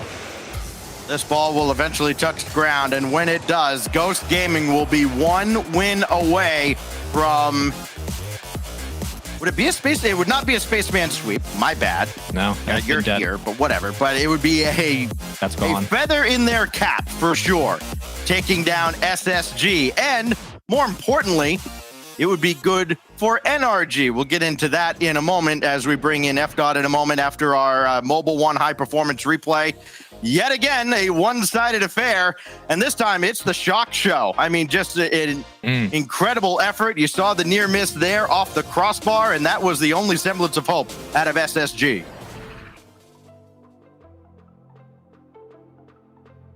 This is the only way to respond. I think if there was any other response from Ghost Gaming, this would be just awful. Right? Like if they won this game 1-0, I think it would still not bode well for the rest of the series. But for Ghost to come in and just, there's got to be a physics phrase that you know, Spaceman, like just the complete, boom, the slingshot back, right? Like that, we absorb all this energy and we just set it out. That is a big deal, and that is how response. You equalize. I don't think kinetic response. There it is. I don't think that there is a. This doesn't put Ghost Gaming above a lot of like how we reacted after the energy game. We're like, oh, energy coming in here. This just equalizes it, and I think we're at an even keel now, Spaceman. After all said and done. 5 saves for Lion Blaze in game 3, by the way, just to take note. And it doesn't sound sometimes like a lot when you're playing a team like SSG, because you're like, oh, SSG is going to get at least 6, 7, 8 shots a game. But Lion Blaze was making crucial one-on-one saves, and it wasn't like, oh, we're going to stall the ball on the backboard. They immediately got it back out, and they were trying to bring the ball downfield. So Ghost Gaming are doing a better job of converting their takeaways into chances, and that has been an Achilles heel for this team. SSG still getting their shots, but they're not getting those second opportunities that they had with the rebounds in games 1 and 2. So Ghost Gaming in the driver's seat right now, and they have a real good chance to take this series. Daniel, we'll send one across. We were talking about what this match might mean for the general NRG as they continue to battle all mid. We'll get an update on them in just a moment, I'm sure. But think about this. If Ghost wins this series here, and NRG does, in fact, hold serve against all mid, NRG would clinch a spot at Worlds today. None of this, when they came in, they needed like something like 3rd place to guarantee a spot at the World Championship. And we do have confirmation that NRG did beat all mid in 4. So now NRG fans, F. are the biggest Ghost fans around right now.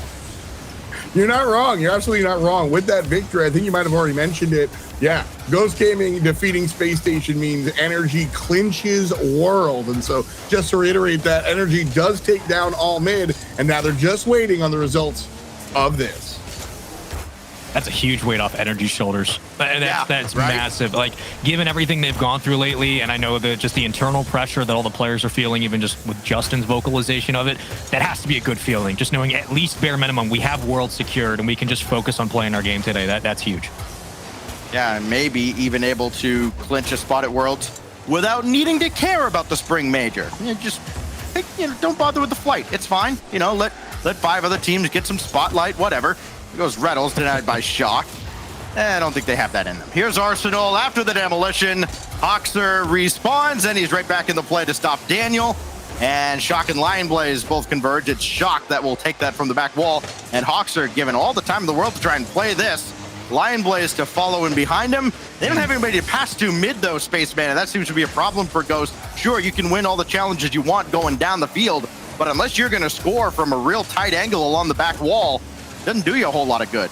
Yeah, we're just kind of ball chasing right now, and that's fine. Like, it works. You get attempts, you certainly get opportunities, but there has not been a lot of cohesion, whereas when you go to the other side for SSG, it seems they're trying to set up something better. They're trying to set up a little bit more calculated centers and spread out when it comes to getting field control. For Ghost Gaming, it feels they're trying a little bit too hard to pull defenders both, trying to force a double commit to where they get a chance. Doesn't say it won't work, but it's certainly something to take note of as we stall on the backboard. Hawks are trying to get it away, but SSG now getting very physical. It's Reddles leading the charge, and they will have that midfield control. Daniel got a lot of momentum behind this, but there's nobody to help him out. It's all blue cars on that half of the field. Arsenal denied by Shock. And now Reddles pumps the brakes as he lets Hoxer go around. And we're just waiting for someone to blink here. I mean, 2 very different games. Yeah. In games 2 and 3. And then all of a sudden, everybody's starting to play cautious again. It's like we've kind of reset the series, even though Ghost is on match point here. A lot of jabs being thrown out and nobody willing to just let the other side get the snowball rolling downhill. Reddle's going to try. His drive is denied by Hoxer. So that's actually an important first shot, because not only do you have the demo in the back line, but now we're pulling up from midfield for SSG. We're not forcing that up-close goal line pressure. It's like a huge litmus test for everybody on the field, and now we're feeling comfortable. Now a lot of these shots are going to open up more, and it comes down to who's going to get the first opportunity. Lion Blaze is going to try to meet it on the pinch. It won't be there. Ghost Gaming extending 2 up now. Arsenal in a foot race towards the corner with Hoxer. He'll get the rebound off that touch. But Ghost Gaming still trying to hold on with a lot of these awkward possessions, but I don't know how much they really have because they're losing boost quickly with these demos. Well, we're in the final minute here. Nobody even close to scoring, but after all, I'm sure they are close to scoring and have scored plenty with another series going on right now. Yeah, the Knights and Oxygen have been quietly banging it out. 5 games, and just now, the Knights confirmed 4 goals to none in Game 5. Knights beat out Oxygen. Wow. For the tournament. In Wellis, we trust. He doesn't even need to be on the field. Just the threat of Wellis is enough to strike fear in the hearts of anybody around the world. Now we go to the final 10 seconds here. And maybe just invoking the name Wellis will give us a goal. To the back wall here, Hoxer going to take this out himself. No time on the clock as Arsenal will challenge. Daniel's there with Reddles. Hoxer coming in a little late, and Reynolds will score at 0. Oh my, of course we're going 5. There's no way this series, how back and forth it's been, doesn't get put on the nose of Reynolds, and he steps up. We talked about that opening shot about a minute ago, how it established that confidence at midfield to have that opportunity. That wasn't just a warning shot. That was, okay, we know we can take the ball away and go for a solo play if we need to. We just got to keep waiting for the right opportunity. And Reynolds, easily off the backboard, sends SSG by himself to a game 5. That was a whole game in the making. Like, that's one of those games you just have to feel it out. Nah, see, you say Reddles this, Reddles that. No, we invoked the name Wellis, and we got a goal out of it. That's all I'm saying. It looked good at the end. You like to see the big kaboom when the ball goes in and you get the goal explosion, but no. It was, Wellis. We mentioned Wellis. Reddles scores, we go to Champions Field. When the wheat fields go dry, Wellis will be the last standing, okay? There you go. Yeah. Yeah, sure. Anyway, game 5 here. We've been having a blast on the mainstream because this is what we've been getting all of the game 5s. We've really been going deep into these series. And honestly, they've been back and forth. It's been really, really quality Rocket League. 0-second goal. That's how you get me excited. And I had Space Station here, and watching this last one, Stacks, I felt like Ghost really confirmed most of what was going on in that last game. Controlled, not confirmed, but yeah. Ghost did have a lot of control, and I do think they looked like the better team marginally for much of that game. Yeah. The problem is they didn't put away SSG when they had the chance, and they had plenty of chances to do so. The defense comes through for SSG. They hang around and do literally just enough to avoid overtime and get to a 5th and deciding game. That's what you got to do. You have to do just enough. I mean, you don't get extra wins or extra points for getting extra goals, right, Spaceman? No, you don't. Like, it's the same approach you should have when you're in these situations where don't overexert yourself, but understand the moment, do what you have to do. And that whole game, I thought, was like the first one who balks is the one who loses. And in the end, it was still good plays from Ghost Gaming, but they did just make small mistakes, and SSG capitalized. So if that's how this series is going to go, I expect game 5 to be just as close. Well, this is the rubber match. It all comes down to this. Stacks, we're on Champions Field, brought to you by 7-Eleven. Run with it. If you want it, you can get it at the 7-Eleven. We want I'd love it to keep an overtime. I think we deserve a 5th game overtime in this series. Wellis demands it. Here we go. Don't invoke his name. I already did. Too late. It's happened. And so it has been spoken. The prodigal son of Daniel is running free downfield, and Daniel got up there just ahead of him. And we are indeed off to the races. I expect this pace to be frenetic throughout here in game 5. I think the question will come down to what defense do we get from Ghost Gaming? Do we get the panicky double commit defense, or do we get the composed, we know how to read through SSG's progressions, and we're not going to waste time as Hoxer just flips off the ball? Daniel going to come up for the challenge. Shock trying to escape downfield to create an opportunity for Ghost. Those demos are going to come back to bite Ghost Gaming in the end if they do not counter it. Keep an eye on those demos. Reddles chasing after Shock in the air, and Shock holds his ground. Got another one back in against Daniel. Played that out around Reddles. This could be dangerous. Hoxer denied by Arsenal, using the crossbar to his advantage. And then Daniel racing downfield to grab that midfield boost, making sure his team doesn't get started out. He took that opportunity because he had just enough time. That's great field awareness from the young rookie. And now Arsenal with the demo. That opens it up for Reddles, who scores again. What did I just say? The demos are going to come back to bite you, and Reddles able to escape around the side wall, just flips it towards the corner. A demo from Arsenal. It's free real estate. It's right there. You got to score. 3:23 to play, but SSG strike first. 5 goals for Reddles now here in this lower bracket round 1 matchup. Yes, SSG, the runner-up of the Verizon Ultra Cup, on the ropes, having to get that 0-second goal out of Reddles to win game 4.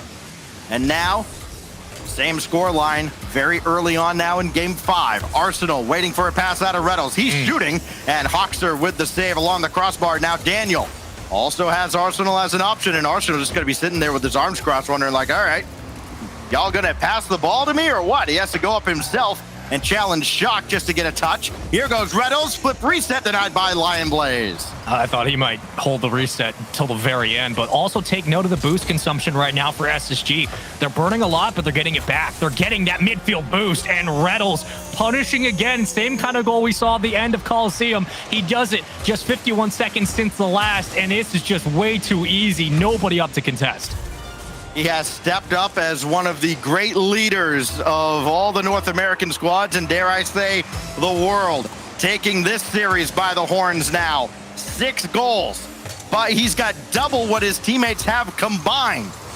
And now Daniel along the side. Arsenal running ahead, not needed. Daniel makes it 3-0. It's a runaway on Champions Field. Daniel is the Billy Goat at the wake of Ghost Gaming. This is just ridiculous. It's so easy for SSG. This is a collapse right now for Ghost. Like, how do you recover? How do you get yourself back on the regain? I don't even know what you do. Well, if you can give up 3 goals in half a game, you can certainly score 3 goals in half a game. Plenty of time to turn this around. Lion Blaze for Hoxer, trying to do just that, but they all go across, and nobody made contact with the ball. And Daniel now bringing this right out at Hoxer. Shock coming in, almost like Daniel was baiting him in, like, come on, come on. And there he goes. That's got to be so frustrating. You get demoed, so you lose the backline defense. You get annihilated off the sidewall, so you lose the touch to Daniel. You get double tapped from the backboard from Reddles. Like, again, SSG can score from anywhere, and to Ghost's credit, they've managed it for most of this series, but it's like it was pent up for so long, and the release from SSG in this Game 5 has been crucial. Ghost Gaming desperately need a goal. It's a great pinch to potentially start something, but immediately those side flips that cut down the extra push, they just can't get anywhere. Both of these teams have been incredibly streaky. Remember the 5 unanswered goals, all scored in Game 2 by SSG, answered back by 4 in a row throughout Game 3 from Ghost. That got him on match point, but now it's 4 in a row again out of Space Station Gaming.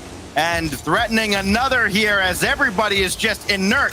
And finally, Shock got some forward momentum. Daniel took the ball away. Reddles scores again. This is unbelievable.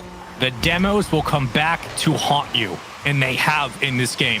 That's at least 2 goals that have only been responsible because of those demos. The physicality is there for SSG. There just has not been a response. Ghost Gaming did all they could in this series, man. But it's been an explosion of Space Station Gaming. And now nothing's going to go Ghost way the rest of this. I mean, they have not gone out of their half in like 3 minutes. They just legitimately have not. Well, here we go. Hoxer denied by Arsenal, followed up by Shock. Gotta have it here. And Reddles makes the save. He's actually just doing everything. I think he's actually going to come cast the final series. He might as well. Daniel. Oh, what a fake by Arsenal. And then he'll walk through. It's a laugher on Champions Field. Ooh. This, See ya. Where are you going, brother? Put on the tinfoil hats. Dude's an alien. I don't know what you do. Like, oh, man, it's tough. This team is so good. The resolve is there. You hit the replays and you get ready for the 3rd and final North American Regional, because that is the only option now for Ghost Gaming after another, well, now 6 consecutive goals out of Space Station Gaming, going back to the 0-second game winner out of Reddles on Utopia. Then the save there. Man. Again, I said it about 40 seconds ago. Nothing is going to go Ghost way the rest of this series, and it's holding true. Hoxer had an open net, then a wild Reddles appeared, and Daniel will pop this one away. Yeah. Space Station Gaming had to feel utterly embarrassed by their opening round performance, and they have taken it out on Ghost Gaming. Daniel getting involved in the act as well. His 3rd of the series, but it all pales in comparison to the absolutely dominant performance out of Reddles, as SSG is going to pull it off and survive. Brazil, Brazil, Brazil, Brazil, That's Brazil. a little optimistic. Listen.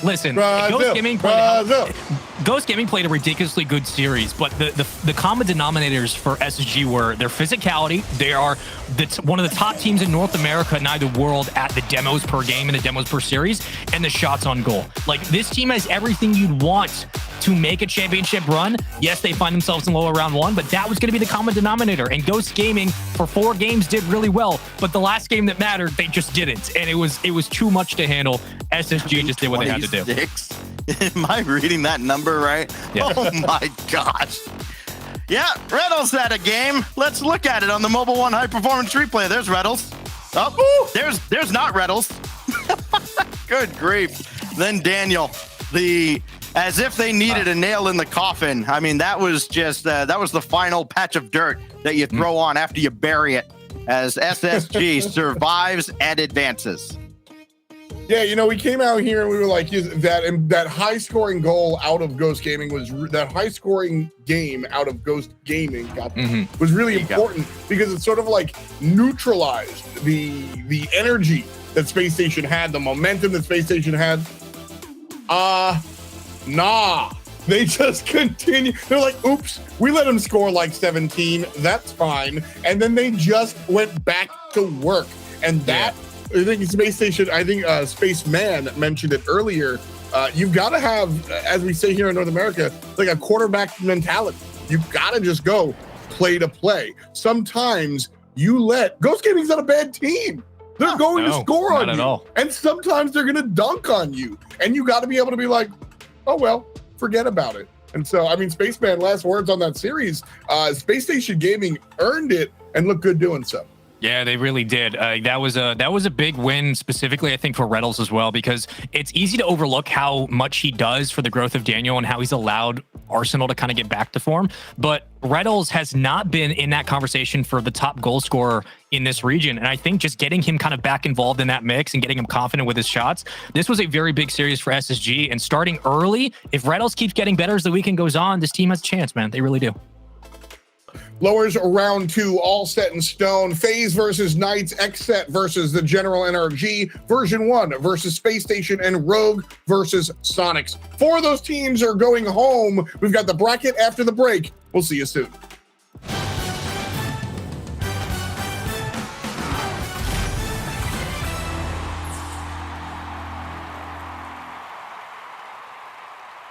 Performance. Precision. Pepperoni pizza. Built by fans, inspired by snacks. Model 7-Eleven. Win it.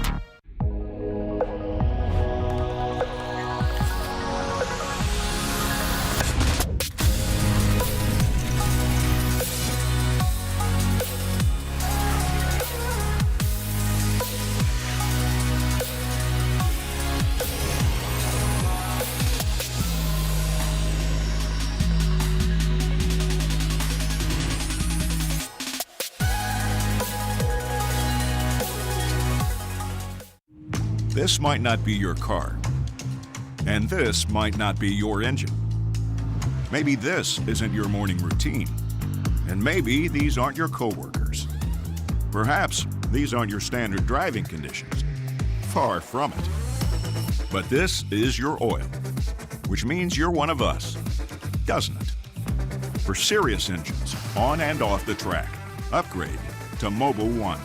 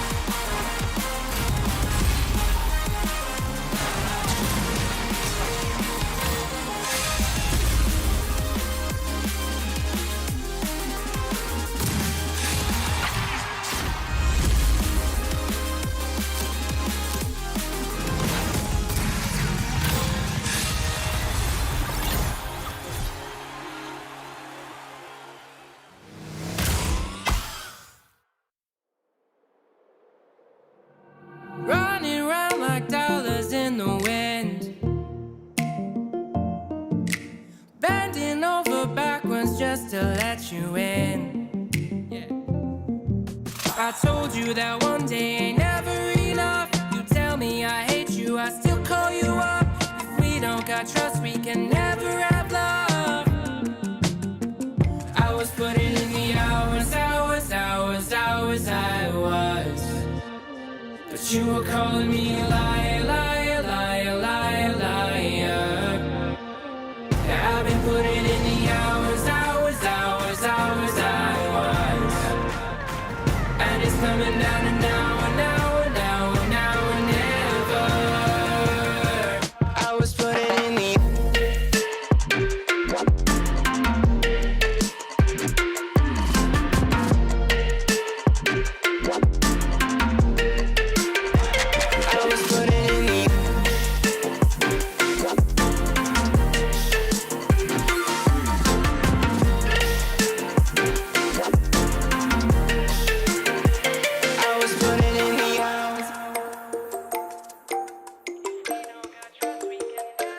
I'm sick of fighting the things that you said. I don't wanna burn all our bridges ahead. I'm tired of going to bed when you left me on red just to turn up the noise in my head.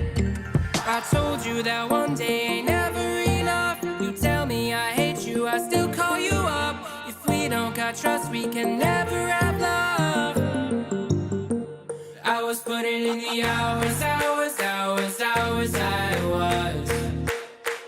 You were calling me a liar, liar, liar, liar, liar. Yeah, I've been putting in the hours, I was. And it's coming down to now and now and now and now and never. I was putting in the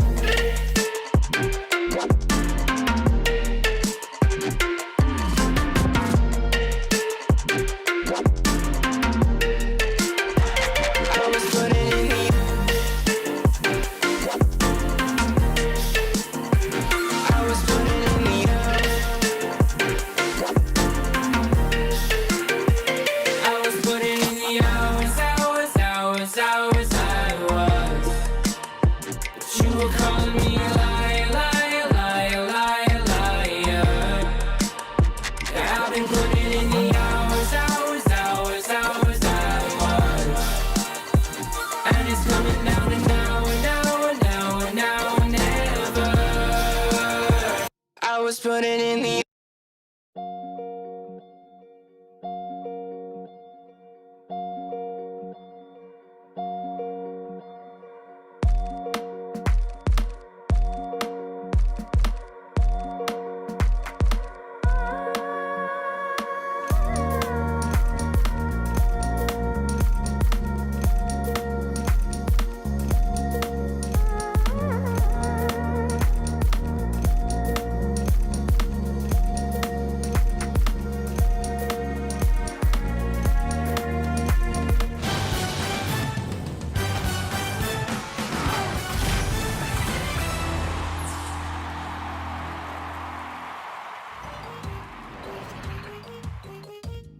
Welcome back to the RLCS presented by Verizon. It's the 7-Eleven Slurpee Cup, and we are in the final throes of the first day of competition. We've already said goodbye to some of the teams, and we are going to continue sending a couple of teams home their own way. Thanks for joining us. I'm Thomas. I'm joined here by Stacks and Spaceman. And as we jump into this one, guys, we have seen some predictable results, but more often than not, Jorby channeled the chaos earlier. Yeah. And that's what we've been getting, Stacks. Just chaos, chaos, chaos.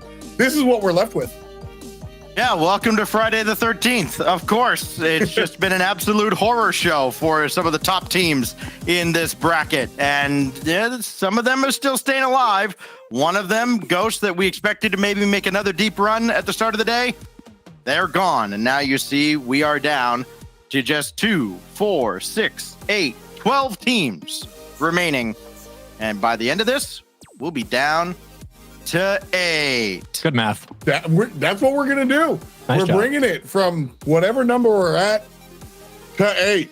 And now we've got to say goodbye to one of these to bring us down to only 4. in the lower round. And then we'll pass things off to Leaf and the boys for Saturday and Sunday. So taking a look here, we've got a whole mess of matches here. FaZe Knights, Xset Energy, V1 Space Station, and Rogue Sonics. Spaceman, where are you most interested in seeing? I mean, I personally, I'm really excited for the FaZe Knights roster, or matchup, I should say, because I think the Knights is criminally underrated as a team, and I think they have a real chance to potentially play spoiler. But listen, I have been 2 times in a row now. I have been on NRG's stream as they've been knocked out. I was there for the major when they got knocked out against Queso. I was here 2 weeks ago when they got knocked out in the lower round. So I'm just saying, they're here for the 3rd time. I'm interested in this matchup. So if I'm rooting for Xset, I got to get you to watch Energy stream. Is that it? Yes, absolutely. Well, here's the tough part. You're going to be watching this stream right here, which is Xset versus Energy. So there's a tear in the cosmos here as we throw it out. The General Energy versus Xset. The black, white, and red have been, for my money, one of the more enticing teams to watch these days. Xset on the come up here. J-Pow, Rapid, and Percy going up against Garrett G, Justin, and Squishy. We know and love the General NRG, but they have left us asking questions many times this in recent memory. And so, Stacks, the question is, do we see them, the General NRG, Saturday and Sunday? Do they win here or no? Yes, I think this team is too good to bomb out twice in a row. I know that on day ones of regionals, they are absolutely atrocious, but they have to be able to survive this. I know Xset's really good, but they are too good to fall here. I don't know if I buy that. Now Spaceman's going to come in with some stats Y'all to tell had me that why same Xset's going to beat conversation them. at the Go major ahead. and then in Regional 1. So I don't know. I don't know if they're too good for anything. But what I will say is we know they've been playing a new play style. They've been trying new things. They understand the situation. Do I think they're going to make like a deep run this weekend? No. But do I think they lose here today? No. I don't think they're going to lose to Xset. I think they will get it done. Here's my favorite fan vote that we have, though. Verizon, thanks to you for powering this, because I like to see how volatile chat is when it comes to NRG.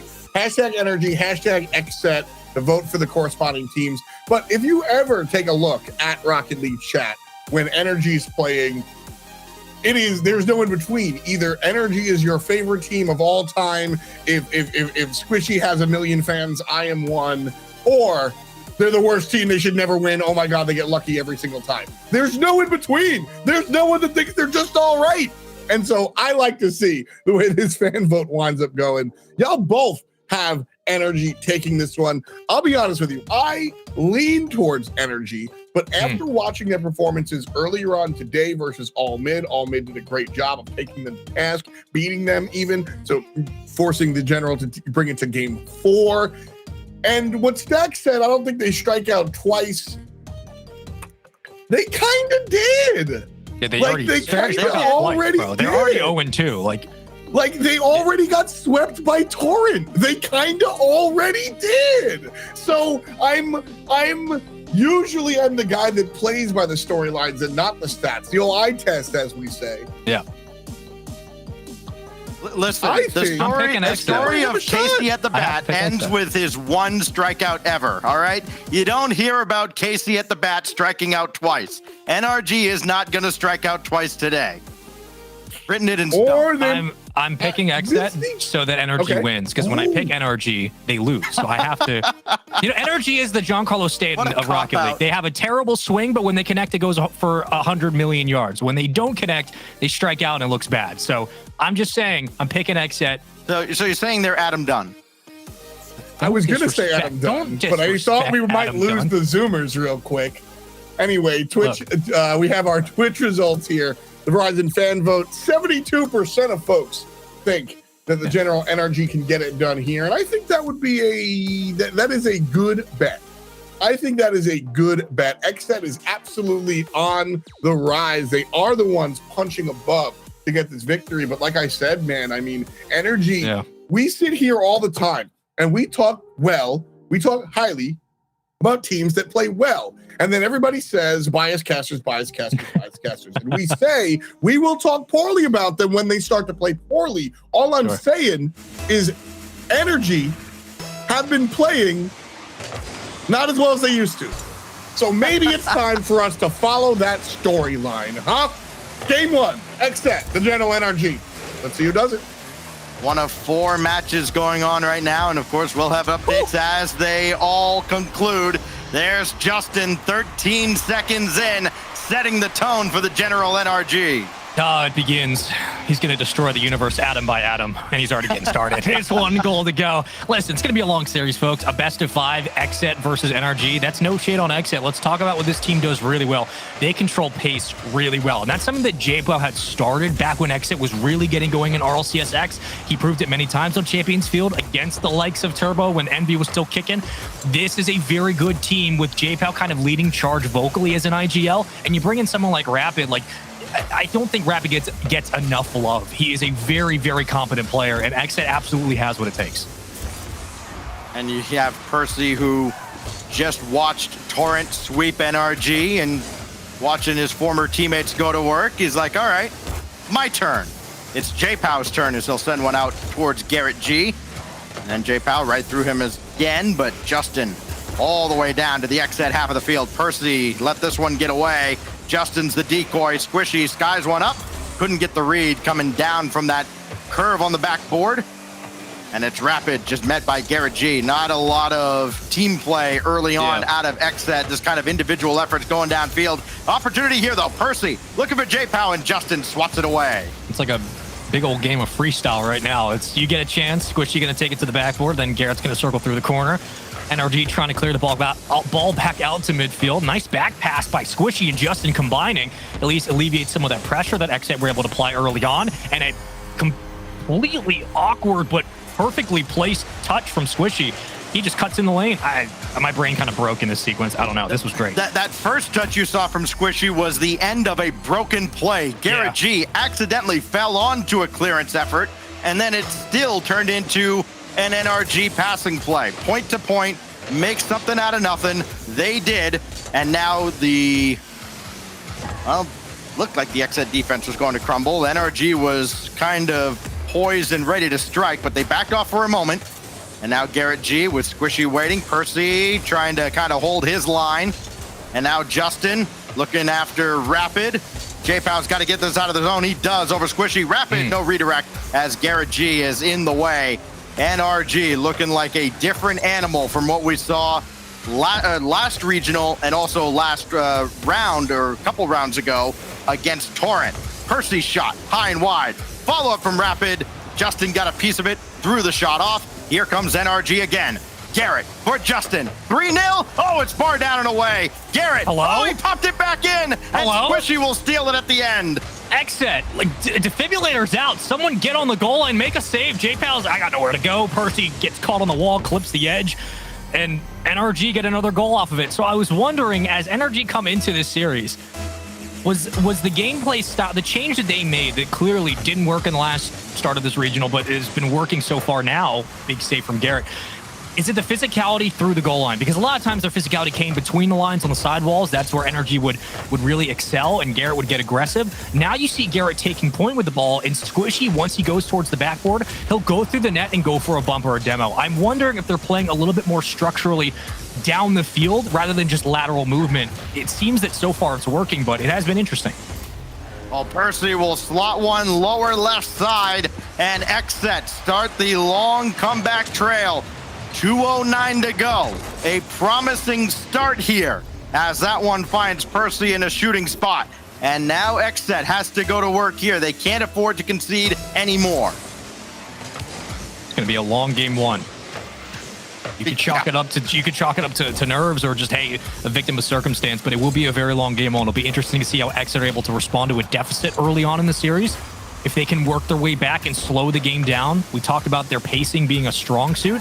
So far, it's gotten behind them as Justin plays it down around the corner, looking for the center. All 3 pushed up for NRG, and they will fall back. So they're going to take their time with not a lot left on the clock to try to squeeze this game out. And there's a lot of kind of indecisiveness out of NRG after that goal scored by Exet, but there's no indecisiveness there. Big shot from Justin, easily saved by J-Pow. Squishy shot, wide, and Garrett G just tracking this ball. Rapid dunked on him, got it popped away from Justin, but there is Squishy. So even though there are a few cars in the same place going after the same ball, it worked out that time for the General. Now it's popped away, and J-Pow's got to get to it in a hurry, and more importantly, has to find a teammate. He didn't. Instead, he found Squishy. Worst case scenario, Justin on the doorstep, popped one up, and J-Pow's got to get out for it. Rapid in a real tough spot. Justin head-hunting. Garrett G double denied by Rapid as he was hanging around on the corner of the goal. Pressure continues. It's all three up for NRG. The entirety of this team is pushed into the orange half. Finally an escape by J-Pow, but quickly cut down by Garrett as well. Garrett's 50 so far this game have been perfect. Like, the dude's getting aggressive. He's pushed up with Squishy. They're taking chances with one another, trusting the instincts. It seems that the confidence that NRG had been lacking for, the past 2 months is finally coming back slowly, and it's really paying off. They have a nice lead right now, and they're trusting one another just to make an opportunity happen down the field. Just send one away and challenge them to come right back at you. The problem is they might just do it. Rapid will score with 20 seconds left, and there's real life now for Exet. I don't blame Squishy for the challenge. I just don't think he got the touch.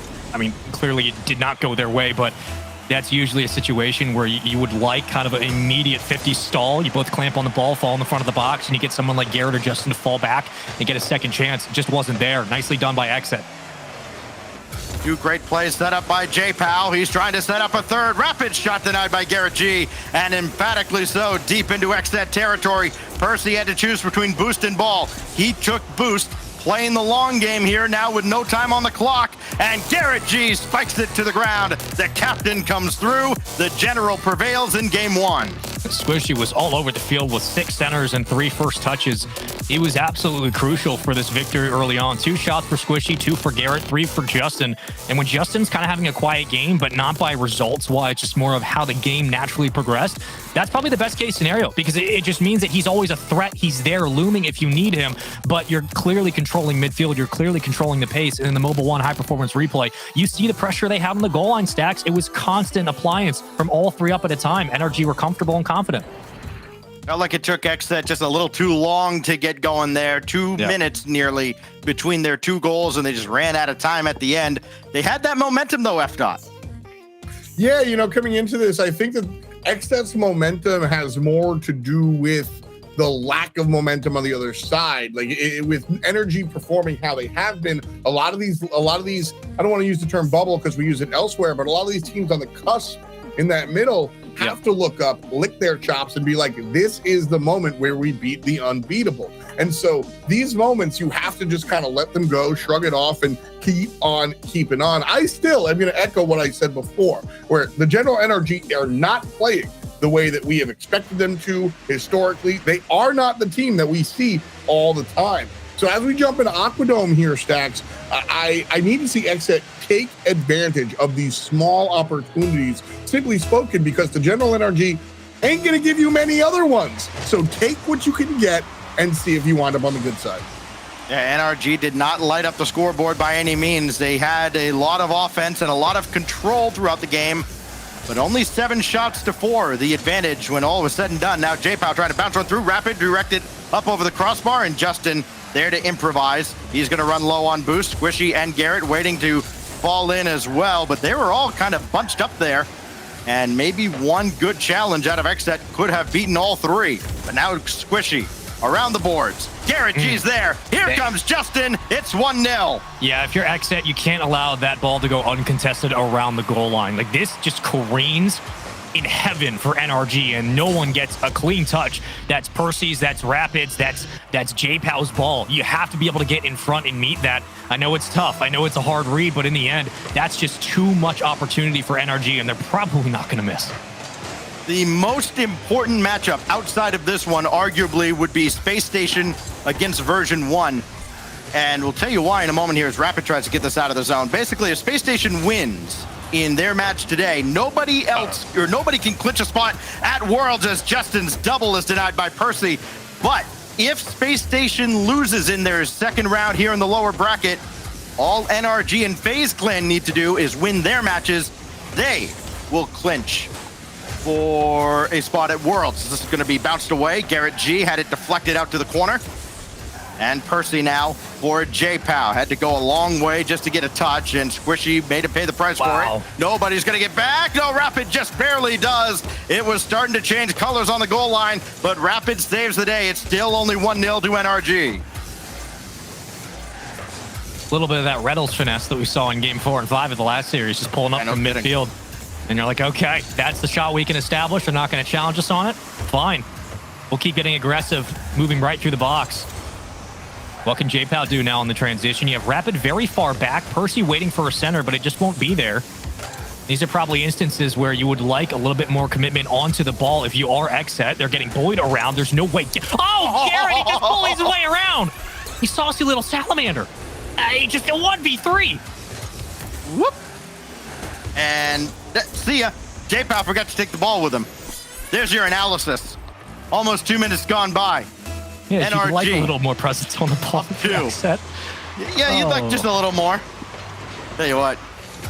Garrett G erasing all doubt, but now J-Pow got it right back. There's the double. That's the big play X-Set's been waiting for. J-Pow had to step up, and he does. Gets it right off the kickoff. It's a beautiful touch early on, and a better finish from J-Pow. One of those gimme goals that you have to connect with. So they'll cut the lead in half. Now looking for the equalizer. NRG a little bit stunned on the kickoff, but that's the best way to respond. If you're X-Set, immediately get it right back. Waste no time. Try to hold possession from here on out. J-Pow will leave it for Percy. They beat the defense again! And after giving up that second goal, 16 seconds later, it feels like, it's a brand new game. I don't really know how to break that one down. It just kind of happened. So tied up 2-2, 250. I don't think NRG expected it to be as on target as it was. Reddit, calm down. If you want Twitch chat, advice calm on down. how to break something down, Spaceman, just ask these two teams. The defenses have broke down plenty. Squishy up high, and there's, oh my goodness, he got so much behind that second touch. And then Justin almost had this go in off of Percy. Pressure still on here. Now, this is a game that has become high scoring out of nowhere, it seems. Yeah, it was really controlled by NRG for the longest time. It was a continuation from their last game. But all of a sudden, Exit it just seemed like they woke up. They got one goal. All of a sudden, they're starting to read these touches more. They're finding long lateral clears to get to the other side wall to allow for Rapid and J-Pow to move up to get possession. And not a lot of midfield pressure for NRG right now. It's been all of Exit. Let's see how they play it. J-Pow plays it by throwing one high into the corner, and Squishy's got forever and a day to play this. And for all that time and effort, Rapid just picked his pocket, flip reset to set up Percy, and it's pounded away. Here comes NRG, quick counter attack, and that's a wayward touch. That does not go anywhere close to the net. So now Squishy trying to set up Garrett G, and Percy's in the way. This is kind of what the game has devolved into now. Just kind of throw it up there and see if anybody can make a play. And if it turns into that, I think you got to favor NRG. Percy picked Garrett's pocket. And now J-Pow coming on against Justin, who does a fantastic job holding his ground. A great defensive effort in a game and arguably series where we haven't seen much of that out of anybody. As Squishy got one through Rapid, but only as far as Percy, who's got it back across and well wide. Yeah, Exit are playing very congested on a lot of these lanes where NRG used to have success in the start of this game. But look at those long rotations from NRG. Once they go up individually, Justin circling all the way back across the field. You have Squishy and Garrett doing the same thing when it's not their turn on the ball. NRG are leaving a lot of space for these individual challenges from someone like J-Pow or Percy. And all it takes is one bad redirect or one bad 50 to make this a 3-2 ball game for Exit. I'm getting a little worried for NRG because right now they're taking so much space just to essentially do what they've been doing all game. J-Pow will try and carry this through, but it's going to go right back to the center line where Rapid and Garrett G will battle for possession. Percy now for Rapid with 25 on the clock. Xset has done what they need to do, hang around in this game, and now it's their turn to strike. J-Pow looking for that corner boost. It did not spawn for him. Rapid gave it back to J-Pow. Squishy though for Justin, and that little hesitation there in the corner almost cost Xset. It still might here with 5 seconds on the clock. Garrett G beaten by J-Pow. It's only Squishy at the back. J-Pow got around him. Here's Rapid for the win, and Justin with the Oh, save. it's still up. It's still up. No way. No, it's Garrett didn't have any support at all, so we go to overtime. It Wow. looked for a moment like XSET was going to steal it with no time on the clock, but now the reset is exactly what NRG needed. Garrett for Justin again denied, and Garrett couldn't get around for a follow-up shot. Yeah, I got to keep attention up if you're XSET. You don't want to lose on the opening kickoff. It almost looked like that would be the case, but NRG know the situation now. Look at how far pushed up they are. 3-man up like they did in game 1. That bounces off the ceiling favorably for NRG. Garrett gonna pop it, but no one else around. Squishy can't meet the challenge. If you're XSET, you breathe a sigh of relief, but Squishy trying to play demo man in the back. Justin on a one-on-one to the backboard, looking for the pinch, denied. But still, it's NRG on possession, and the artist Squishy trying to create here, and he almost manufactured an opportunity for Garrett G. Now Percy with Rapid to his left. J-Pow in behind. He'll be called into action against Squishy. And a neutral 50 will leave possession for whoever decides they want it. It's Percy, and his shot, technically, saved away by Justin. Savior medal for him. As we go through the first minute of overtime, nothing giving here. 2 quick goals scored about 10 seconds apart by XSET. Tied this game near the midway mark. And there's been nothing since, but plenty of close calls as Garrett G will try to set up Justin, and he just let possession get away. They're going to try and play the long game with Squishy coming up. I mean, this is the first time that all 3 members of NRG have actually somewhat had boost. Great pass to Squishy, great shot from Squishy off the top bar. Here comes Garrett, the winner, not there. Garrett tried to get another shot on target, but Justin trying to circle back through the midfield. And it's the boost consumption right now. They don't have enough to continuously follow up on these shots. It's all of XSET. They can get back to midfield and stall this ball out. Rapid hammers one across, but there's Garrett G waiting. Squishy again out to the corner. Percy, backboard, easily sent away by Justin. Just another kind of bring him in, slingshot, repel it away, wait for someone to blink. Percy shot, easy save by Garrett. Another one kicked out, nobody close to that pass, so XSET has to reset. And now it's only J-Pow to save them here in game 2. Justin denied by Percy. The XSET defense did just enough to buy their teammates time to get back. J-Pow will pop this one away, but it could be coming right back in, courtesy of Squishy. It is. Rapid's there, and I think he threw off Squishy, but it doesn't matter. No follow-up from XSET. Sure, you can win one challenge, Spaceman, but it doesn't matter if you don't have a follow-up, and NRG are content to lose one challenge if it means they get to keep possession later on. They got to make a save here, and Squishy does. Yeah, and here's the thing. So now NRG have boost, so when they're getting these extra challenges individually, they can afford those long rotations because they always have someone at midfield to circle back, get back into play, and challenge the ball. It's something that XSET just weren't ready for, and it sneaks its way in for Garrett. It's a game victory winner, 3-2 in overtime. And just things like that work out for NRG that XSET should have been ready for. Justin got a piece of that in the corner. Great pass, nice shot, good game. The General NRG up 2-0 in the series with back-to-back 3-2 results, trying to clinch a spot at the World Championship if they do their job here today. Their job. I like the way you put that one, because the General NRG are clocking in and earning their paycheck right here. Let's take a look at the replay real quick, brought to you by Mobile One, the high-performance replay. And Garrett G doesn't have to work a lot there to get it done for sure. But the response in overtime is really what I'm looking at. The ability for this team, NRG. Listen, I really brought up the fact that this team hasn't been bringing us what we are used to being brought. And I'm coming from the perspective of all these other teams. You look at these squads that are this tall, all of a sudden they're falling down a little bit. You're like, hey, we don't need a ladder. We just need a little step stool, and now we can do it.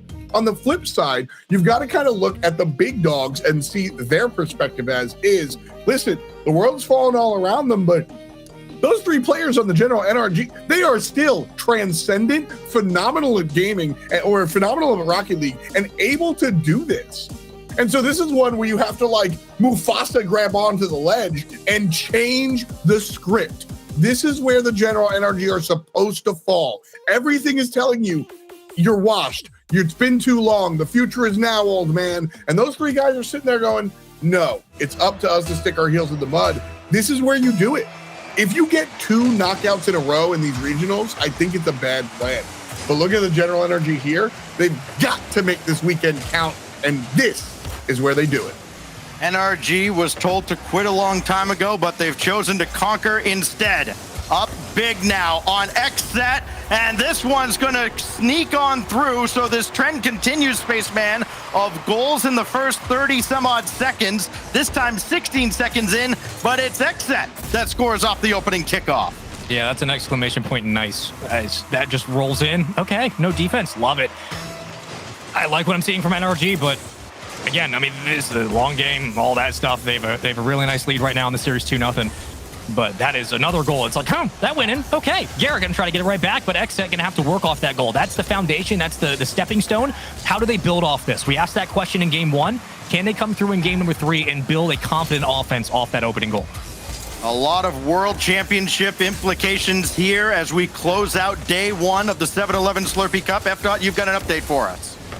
We do. The Sonics have trounced Rogue 3-0. They're not going to continue on. Nice save by Rapid there. And FaZe Clan are seconds away from kicking out Knights with a 4-0 emphatic slam. 3-0 overall. And it's Squishy. I'm telling you, if he's got 1 million fans, I'm one of them.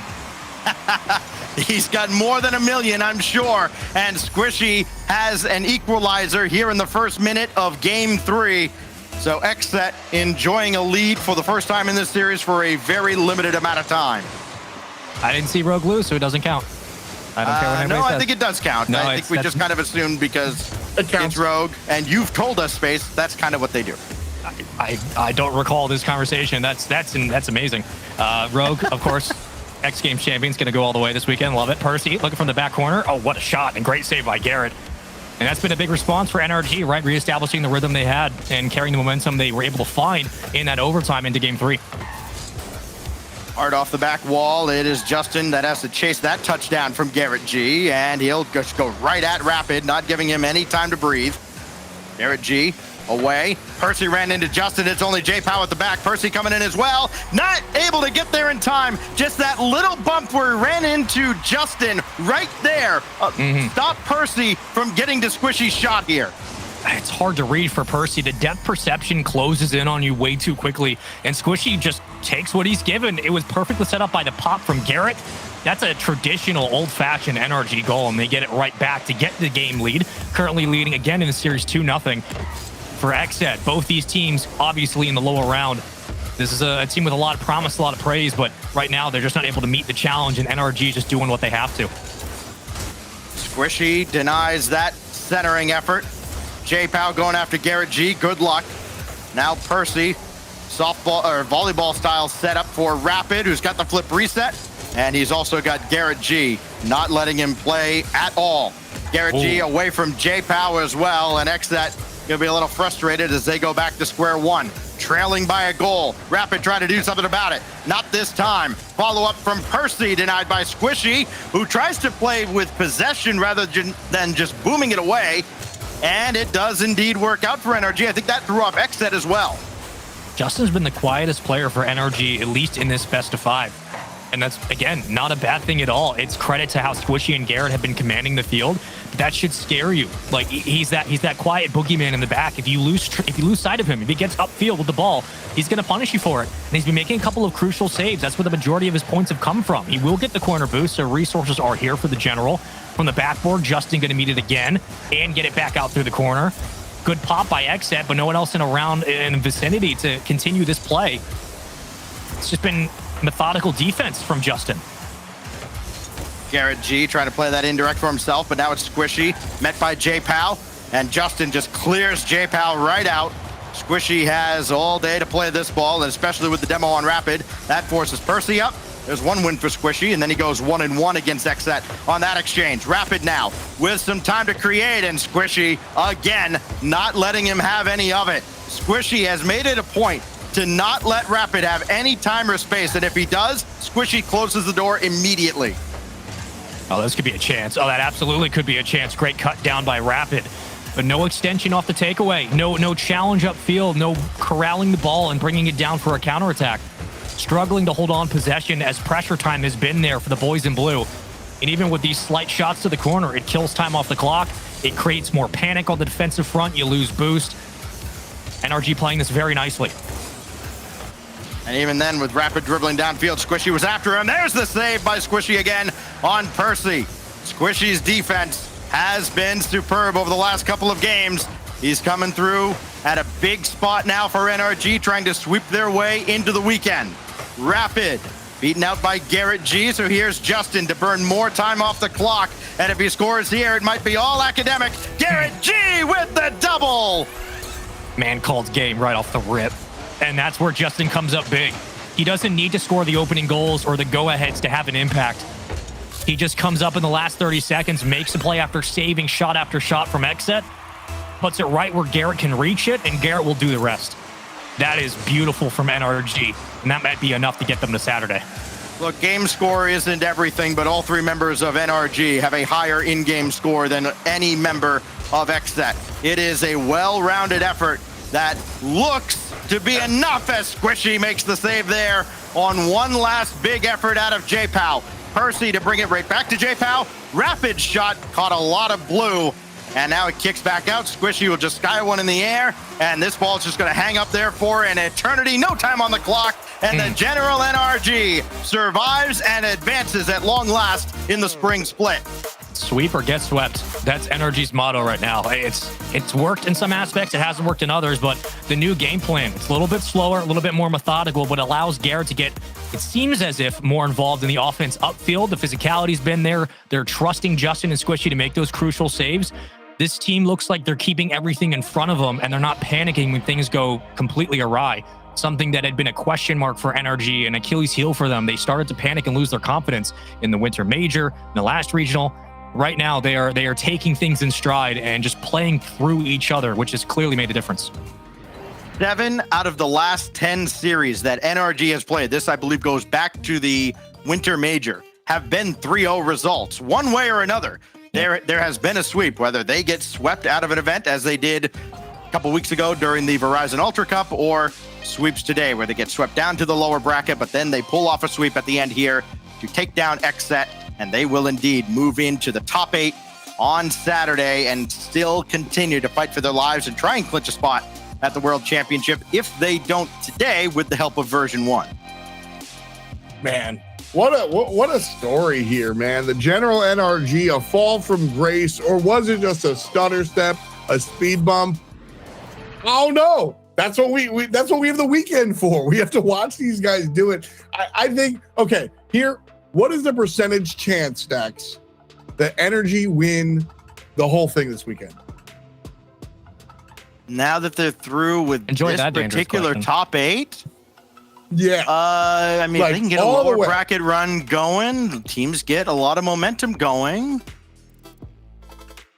I would say if you gave me NRG versus the rest of the field, I would take the rest of the field. So I'd probably give it like a 40% chance. You're going 40? All right. I think I'd go 40. That's crazy because again, you have to take everything into context and like no bias. They just were one of the best teams for mad long, and all of a sudden they weren't. And so what's the real deal? What's happening? That's the question that we have to ask ourselves, and we will meditate on that one. But right now, version 1 and Space Station are battling it out to maintain their position here. We are riding along with the version 1 guys. Let's say hello to our friends Lawler and Supersonic as they cast us through our game 5. Hi. Shot, and we're there. So now a little bit of boost to work with. As Arsenal again turning in a 50, so perfect for Space Station. Constantly chasing whoever's on the ball. Constantly forward. Daniel now bumping. Over and over again, SSG continue to commit forward, just trying to attack. Look at that fake off for the secondary shot from Daniel. The soft touch, Arsenal cut off. Torment has the read. Oh, there we go, a little bump of our own. That's what's going to be the difference. You got to find a way to get some sort of possession, and if every single touch, whether it be boost or otherwise, is just going to lead to a demo, it's like, how do you find a way to do it? And sometimes you got to play the player. So Torment, he's just surrounding the player. He's waiting for that opportunity. He's like, okay, how can I get this player off so we can find something? Big clear downfield. Com's not even going to go for it. Didn't have the boost, could do nothing. That mid boost got stolen away from him. Good bounce off the ground. Torment reads it well, tries to shoot that one for the top corner. Couldn't get it there. Misses Daniel on his sweep through. Waiting for the touch. Beast mode. A little bit of an odd backflip there. That'll open it up for Torment to pass forward. Hey, what's up, friends? We want to touch base real quick with the big picture implications of all this. Stacks, you've got the numbers running, and the major, when it comes down to points, there's more than just this weekend on the line. Yeah, there's more than this weekend. There's more than the major as well, because you've got the result of this match. It's very simple. If version 1 wins here, because NRG and FaZe have both won their matches here today, they will clinch a spot at Worlds. It's that simple. If Space Station wins here on Champions Field, nobody clinches, and you have to tune in tomorrow to see who else can clinch a spot at Worlds for North America. Well, you should tune in anyway. Well, yes, sure. you should. As always, here on the Day One streams, everybody's streaming. So you can go to twitch.tv/Space Station to go ahead and watch that view, or the version 1 GG guys are doing their show as well. That's who we're riding along with. So one more time, it's Lawler and Supersonic on the mic. We got 2 minutes left in this one. It's a barn burner. Let's roll with the big boys. Working on the mechanics, plays it to the left, and it's cleared up high. So he's going to rotate out, paired with the demo. Trying to get one on the back end, needs to be careful, as now it's just 1-on-1. Goes inside, looks big, wins a 50. Just trying to get underneath, bump somebody, goes the other way. Calm. They can make touch. this a good pass. Brought in, in the midfield, can cut it off. Just so much chaos back and forth. The speed that these guys are playing at right now, so quick and chaotic. Good touch there from Torment as he pushes that one high. Arsenal going to be coming through with the ball and shoots it downfield. Calm, soft touch for Beast Mode, who brings it in and around. Daniel tries to flick it past Reddles. Can't get it. He'll secure the corner boost, though. Reddles out of the corner, throws it towards the mid. Torment should be there, and he is. Across. Beast Mode has a touch. Can't see it. Double touch. Saved by Daniel. Get out of the way, man. It can't be any better. It's a perfect infield pass, and he's still somehow there. They secure the boost. It's in front of the net. Can't even get there. No, they pinch it away. Big plays from Space Station before this one is lobbed downfield. This Torment trying to chase it. Can't find it. Going for the demo. You can see how the importance of boost is with every decision here. This one goes back in the corner. They're going to secure 100. Beast Mode going to slow it down. Finally catch her breath for the first time in 4.5 minutes. Secures another boost. Over the top of one. Can he win another 50? Gets it again. Can he do it all on his own? He's going to bump Daniel. Need to find a way. One more touch in field. Multiple challenge. They're going to back out and leave it for Torment. 20 seconds remaining. V1 on offense until it pinches all the way back downfield. Back and forth yet again we go. Torment, beautiful pinch. Has a chance. Slow play. And it's a good challenge by Daniel. Leads it into the other side. Can Calm get there, or is he going to play it safe? Back wall, off the ceiling, big clear, and they're going to let it settle. Nothing but a Game 5 overtime here for version 1 in Space Station. Kickoff. Falls to Arsenal. Arsenal up early, looking to try and go up. Beast Mode's there. Down in front of the net, Calm will just pop it up, but Daniel, with a little bit of boost to spin, brings it towards our corner. And secure the corner boost. Needs to be careful as this one comes over the top. Watch out for the bump. It's played high. Torment also there, has the beat. Off the ceiling, probably going to look for something in the sides as they keep one deep back. Torment's got to find some of these paths. He's also got to come in for this one. He's just going to play it high. Force the boost off the back wall. Try to find a bump. Anything. Wanted to deny that corner boost. Didn't spawn in time, but they sweep on through, get another one. Up to Torment. It goes past. A good corner touch, but it kicks out into the middle. Need to be careful as this one expect a big backward clear all the way downfield. Alleviates some of the pressure before it's sent right back off the ceiling. It's a good read. Beast Mode, can you make some magic happen? Lofts into the midfield. Space Station with possession. Someone needs to challenge this one quick. Shot on target. It's wide. That's why Beast Mode going to lose the battle in the corner there. Calm bumped off. Beast Mode will actually double back around for it. It gets to get touched mid where Calm's there. Beast Mode has a little bit of boost to spend, but not enough to get out of the way of Daniel before the demo comes through. Battle on this left side wall continues. Torment touch! No! Just high! Torment had the shot. It was so close and a good redirect, but every single touch, make it a second. It's in front of the net. Nobody there, so you're expecting the challenge here. Again, just letting Space Station come through. It's going to be a soft touch, keeping it close, and somehow he's able to read that. Waiting for the touch. It's a big pop. A solo play, a flip reset. No, doesn't have it. He's going to play it underneath. It's off the back wall. It's a shot opportunity. Let's go! It's a goal. V1 clutches in Game 5 overtime. Woo! Power of milk, baby. That's what that is.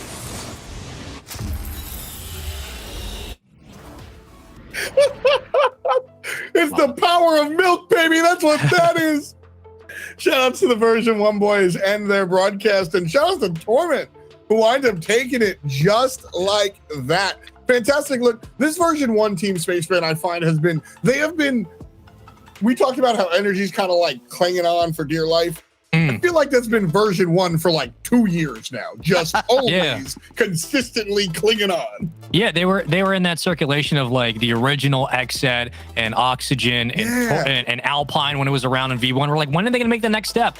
And V1's had that high of making it to the major and making that run and winning a regional, but now they're in the depths of how do we get back there? And I'm proud of the boys for clutching up.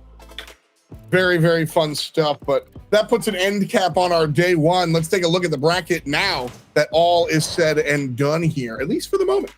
We started off today in the round of 16, and we took it from 16, and well, we just kept it at 16 because it's double elimination. But then next round, we took it from 16 to 8, and we watched the bottom side say goodbye to some teams as well. And so it was surprising early on to see Energy get swept by Torrent.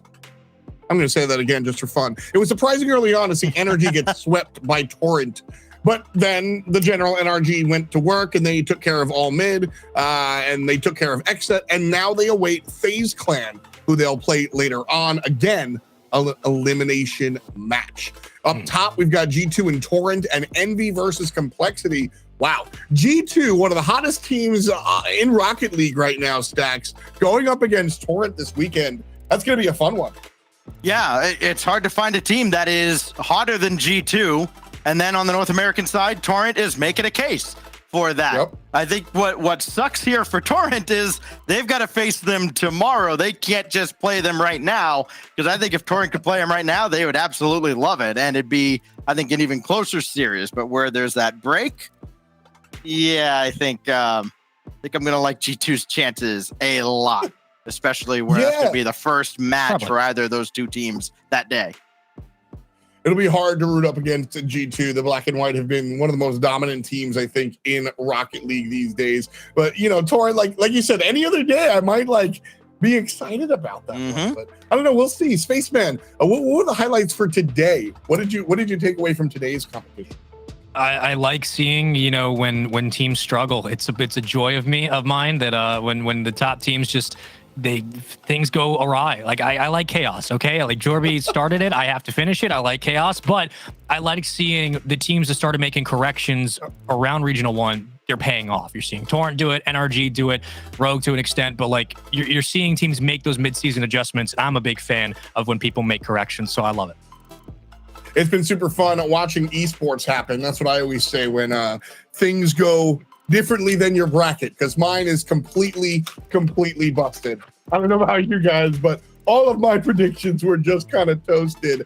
But that means that this show is also toasted. Leave for the boys will be back for the weekend. They've got you through Saturday and Sunday. The best of the action of the RLCS stays right here on twitch.tv/Rocket League, and so should you. Thank you to my casters. Thank you to my analysts. Thank you to my observers. Thank you to my stat people. And thank you to the people out in chat. Without you, we'd just be us. So that does it for us. We'll see you this weekend. Peace and much love to you.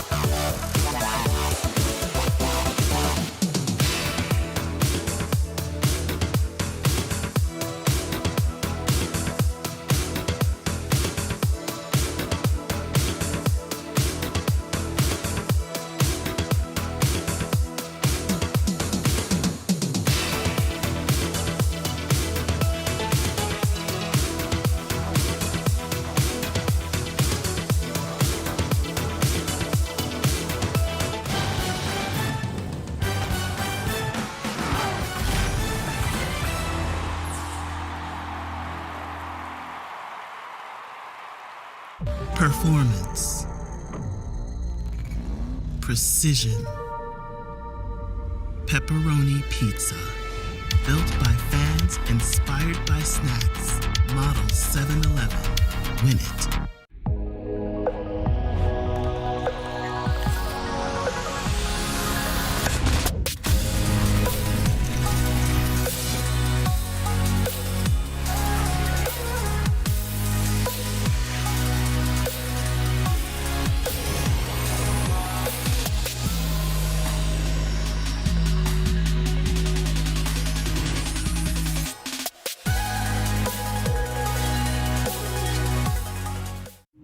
This might not be your car, and this might not be your engine. Maybe this isn't your morning routine, and maybe these aren't your coworkers. Perhaps these aren't your standard driving conditions. Far from it. But this is your oil, which means you're one of us, doesn't it? For serious engines, on and off the track, upgrade to Mobil 1.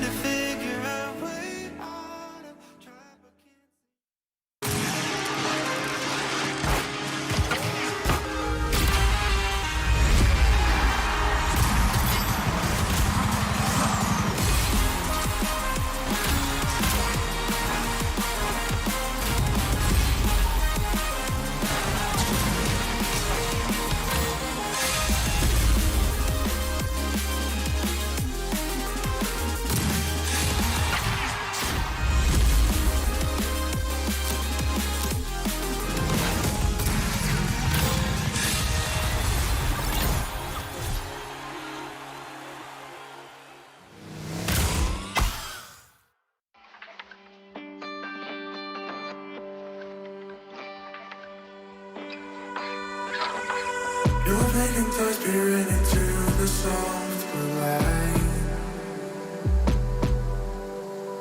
This unfamiliar glare, it blocks me out, I'm blinded. Inspired